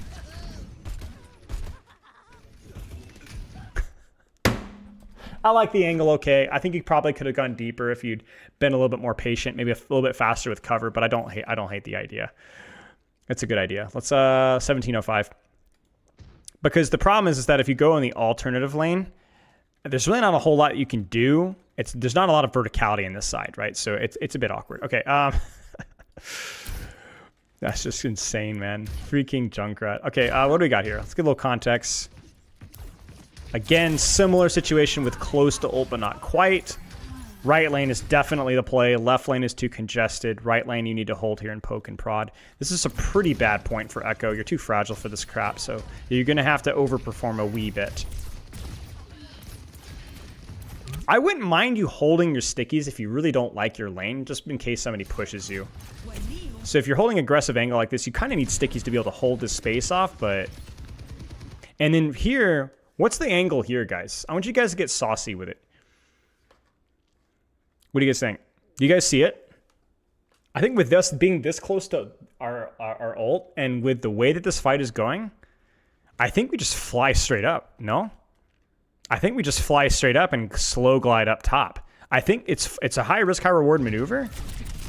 But it's no more risky than this, right? This freaking tilts the crap out of me. I can tell what you're thinking. You want the Ana copy. Yeah, you were thinking about copy instead of position. You cannot do this. Your attention has to be on who is on your angle. I don't care who it is. You have to fight them. So when this happens, you primary fire, and then you ult, you kill the soldier, you healing station, tactical visor, flank, and win the game. Maybe a little, you get what I'm saying? You have to fight this guy. And you cannot, it's the same, remember we talked about, I wanted the Zarya copy, I was trying to, but no, you can't copy the Zarya here, Pug. That's my point. Why? Because look at the position that you will have to be in to copy the Zarya. If Zarya comes after you, or you can see Zarya from here, then yes, we copy the Zarya. But we don't throw ourselves into the middle of the enemy team to get the copy that we want. It's the exact same problem with the Ilios Ruins, the Diamond Echo. You're thinking more about the copy target rather than the angle that you need to be on. Your proximity is totally off. So whether it's Zarya or whether it's Ana, you can't be here. You can't be here. You must be here. The position is the reason why Echo copy is such a consistently strong ult. It's not always the most appeal, but it's consistent. Is the fact that you don't really need to copy the optimal target. You just need to be on the position and use that copy from this position, even if it's on a Zarya, soldier, whatever, to beat this guy and then abuse them from here. You could copy Zarya from here and just win the game from here too. You don't need to copy soldier from here. You could copy Widow from here. Throw a Venomine, SMG, pop a body shot, and still do more than you did here. You have to fight the angle. You have to fight the angle. This also applies to Dragon Blade as well. You cannot go after targets that are far away and put yourself in the middle. You have to hold your lane. You absolutely have to. If you wanted to copy Zarya, then you should have done something like do the roof flight and copy Zarya from here, so that at least you can kind of end on the back line, kind of sort of. You cannot end here. If you copied Zarya here, you would have exploded. So even if you'd gotten the copy off, it still wouldn't have worked. So it's not just the copying the Zarya was a bad idea, but if you'd gotten it off, it would have been fine.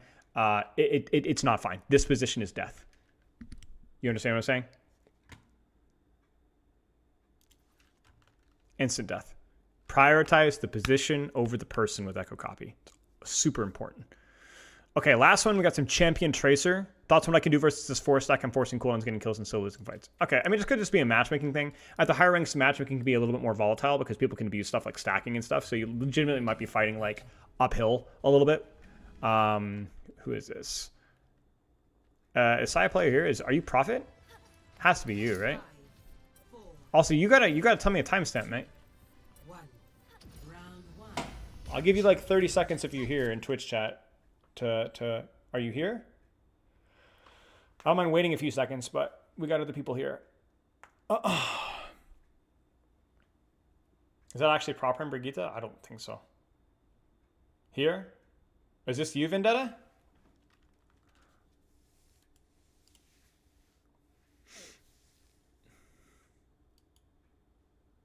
Okay. What timestamp are we looking at?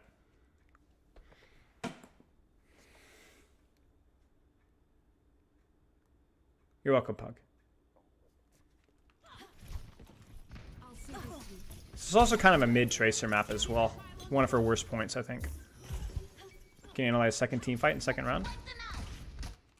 Okay, well, we'll look at second team fight and we'll look at a bit of second round then. Works for me.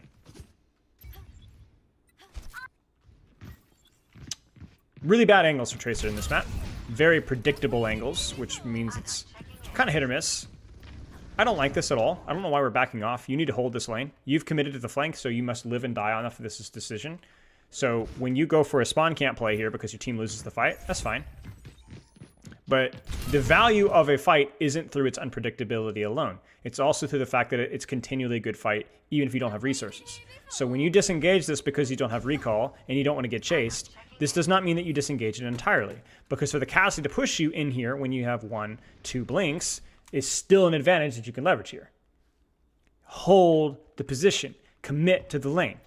By the time you actually get to a position where if doing something here, you'll have wasted so much time as well as compromising your angle unnecessarily. You see how useless you are here? Fight from the angle. You earned it. Do it. Deepen. Fight it. Force him out. Deepen. Deepen. I mean, it's good shots, but deepen. Yeah? Ah, come on, man. Don't pulse spawn Makiriko with 0 information on CDs. You've cooked her. She's fricked. You have full resources and she's already half HP. Just kill her. Yeah, the Reaper chase was fine. I know the Reaper chase, so you would have been in a position to deal with the Reaper. Or at least run away from the Reaper and wait again. So chill.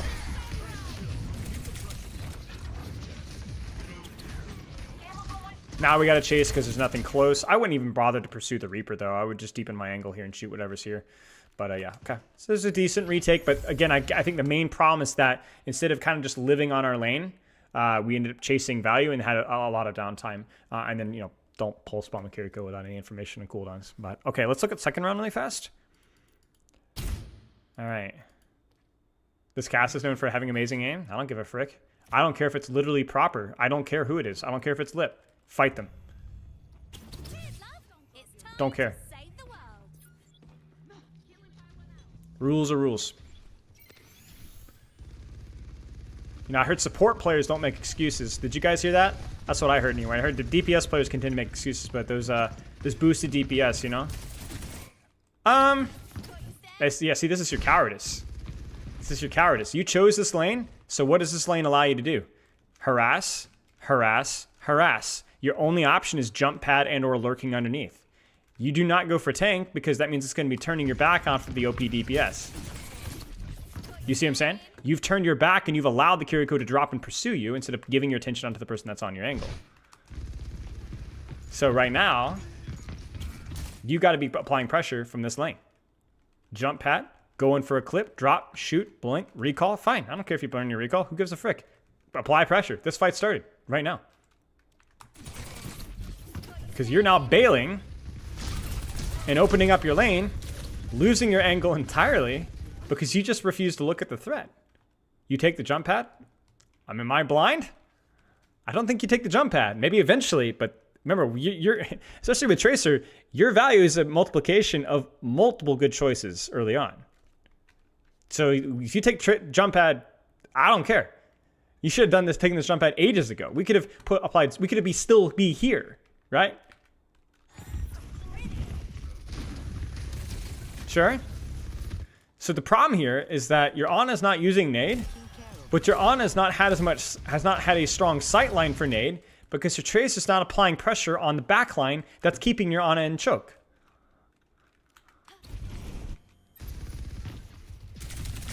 Sure. Yeah? No. You had a blink and a recall. Blink to here. Hold here. Rotate.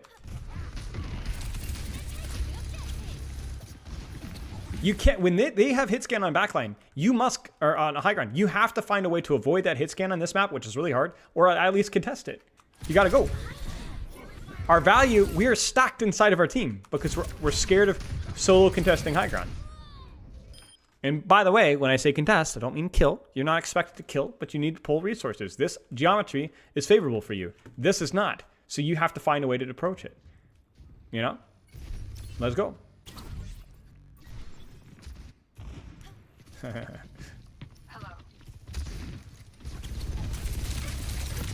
I don't know why we're doing a triple blink recall into Amalga with full HP before the fight starts.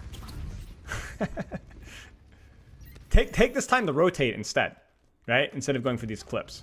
Hit Brig Kiriko, how? I don't care. Brig Kiriko dies really slowly. But their attention is valuable. See, you're too lost in the matchup sauce. That's not how Overwatch works. Brig Kiriko means that you will have a lot of difficulties securing a kill on Cassidy, but you will have a lot of value from pulling those resources elsewhere. There's no packs on Reaper. There's no headshots in your backline. There's no damage from the Kiriko. Maybe the teleport, maybe the Suzu. I don't know. Doesn't matter. Stop looking at your value as a multiplication of whether you got the one clip or not, or you won the 1v1, or whether the target's pocketed or not. Kunai Bash done this is like Five Nights at Freddy's? Yes. Shut up and do it. You don't have any other options. You're playing Five Nights at Freddy's on the floor. Would you rather play Five Nights at Freddy's blindfolded or actually looking at the targets that you're dealing with? You're not avoiding threats by playing on the floor. Those threats are still there. You're just not in a position to actually threaten those threats if they make mistakes. It's fine. You live or die by your ability to contest these guys. But if you contest them without dying, you're going to win the fight. You are the main character. So step up to the plate and stop whining. Do your job. Why are we avoiding this Cassidy? They're all on the floor now, so we should be applying point pressure and harassing from this angle here. Let's go.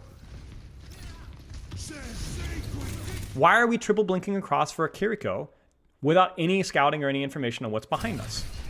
So this is fine because we rotated to here, but what could we have done conveniently instead with triple blinks and recall? Why aren't we harassing and fighting from here? Fighting from here, okay? We could have even, if this is the end goal to get to this angle, then why weren't we here 10 seconds ago? Scary.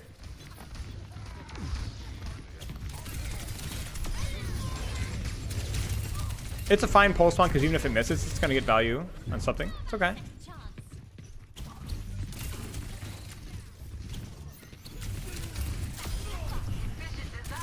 It's fine.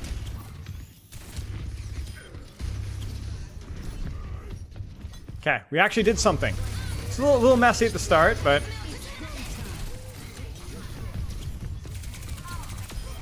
Sure.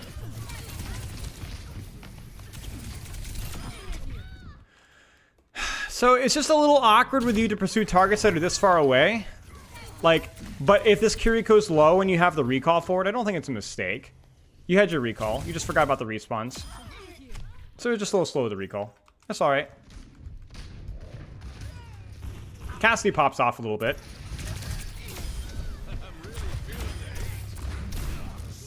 But it's alright. I have to because my teammate's 0 place. I don't want to hear it, mate. You contributed legitimately zero, almost legit, literally 0 in the first fight. Almost literally 0.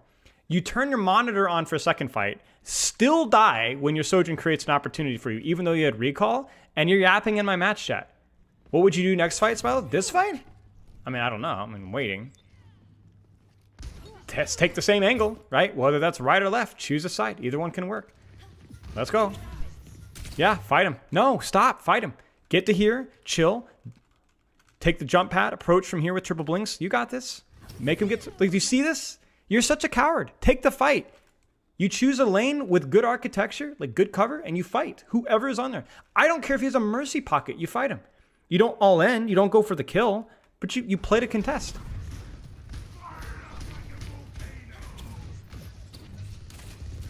So you've let this guy get the high ground for free. Which is, you know, sometimes it happens. All right. We're here.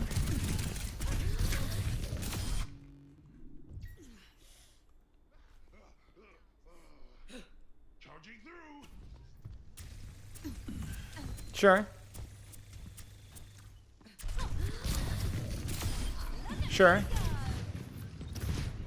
Now live. We didn't make the jump. Okay. Look at that. Look at that. Look at that. Look at that. We lived. Unbelievable. How is it possible? So stop running back to your team. Run back to the angle, find cover, and then reapproach from the angle. But all right, look at that. Who would have thought? Dead by Daylight. Five Nights at Freddy's. It was so scary. I don't want to hear it. It's your job. Sure, we can fight the Reaper.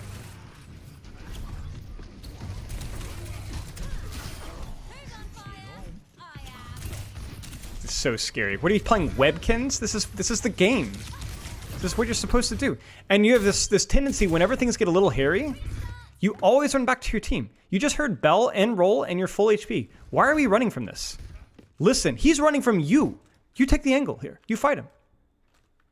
Is this your champ 4 rank up? You need to stop running back to your team. You gotta find corners. You gotta go corners. If you die in the game, you die in real life, Tracer. Seriously. Have some guts, my friend. You know, and if you do flip the map and rotate to this left side, commit to the lane. Commit to the lane. Like, don't.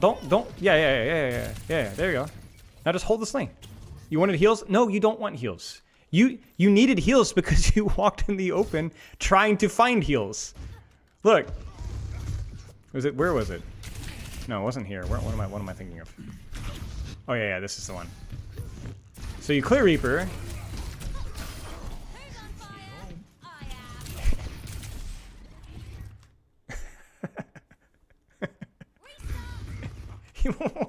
What heals do you need?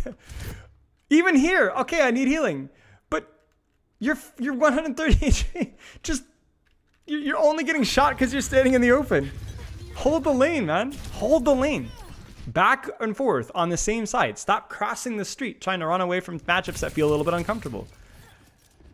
You're all right. Like even here, like why are we backing off? We've committed to this lane. Hold this space. This is your side. If you're second guess, okay. All right. I'm scared of the 140 damage headshot. I don't want to hear it. Quit whining. Stop blaming your teammates because you're too much of a chicken.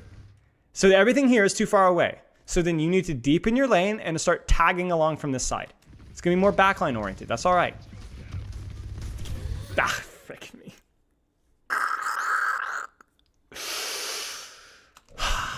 Good one job. It's okay. Listen, my friend. I'm not nitpicking on you. You are a great player. Champ 4 is a huge congrats. That's awesome. Good for you, my friend. Good stuff. Seriously.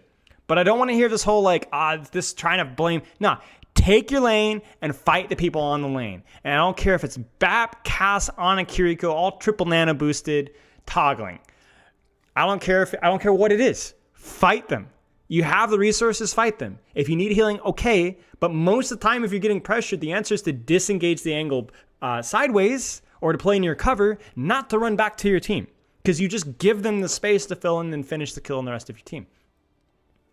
He doesn't miss because your back's turned to him. One of the rules of movement is your movement is way worse when you're not aware of targets or when you're not even looking at a target. You're losing to a Cassidy that has been hitting shots on you who's not paying attention. And you're sitting here talking about, oh, we needed to go on a Kiriko, and that's exactly the problem. You're looking for anything to blame other than your performance in this game. Literally anything. This feels like rage bait now? No. This is age bait. Vendetta, do you mind me asking how old you are? Kiriko would have been useful. Kiriko's really good on that map, for sure. Kiriko Tracer's a demon on that point. But you can do it by yourself. You'll get value elsewhere. Trust me, your backline will get value elsewhere. You can solo bait. You can solo take duels.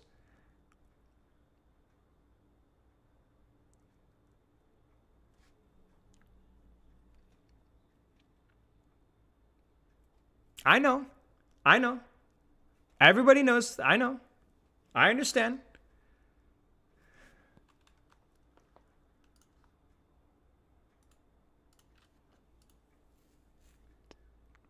But you had many opportunities to apply more pressure, and you chickened out. Stop looking for the solution for your team. Be a better player. If you're aiming for Champ 3 or whatever, like, do you think a Champ 3 Tracer, Champ 2, Champ 1 Tracer is going to sit there and cry about Ana Kiriko? Nah. Kev, Sugar Free, they're going to lock it in. They're going to lock it down. They're going to take the angle, and they're going to take the 2v1 and live. You know, they might not pop off every time, but they're going to take the resource advantage, and they're going to create opportunities for your team. How old are you? How old are you? I see Sugar Free cry all the time. Yeah, that's true. But at least it's not in my Twitch chat asking for feedback and then making excuses. 25? Ah, come on, man. You're too old for this. You're older than like half my Twitch chat. You're too old for this. No, this is not the age play. You got no excuse to see Morris. No prefrontal cortex diff. Shut the frick up. Play the game. Do your job. Stop running away from duels that don't immediately provide the 1v1. You know what I'm saying? Do your job. If it's a 2v1, live. If it's a 3v1, live. 4v1, live. If you're not getting any help, pressure anyway. Mission impossible. Maybe. Maybe. All right.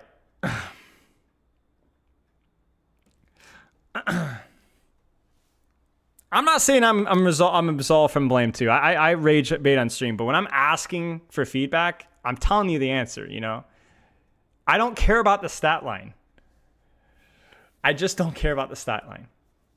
I literally could not possibly care less about the stat line. I look at first fight and I see you blaming your Ana for a nade angle when you're literally applying zero pressure whatsoever, unless they dropped. So if he's who's got ears to hear, let him hear it. You know what I'm saying? Do I want to see something funny? I think I already saw something funny. I think I'll pass. But yeah. All right. What a get me off this ride. Get me off this ride. What the frick? Oh man. All right. Saucy. All right, y'all go watch a good player play the game here. Seth, remind me later. I'll try to check it when I can.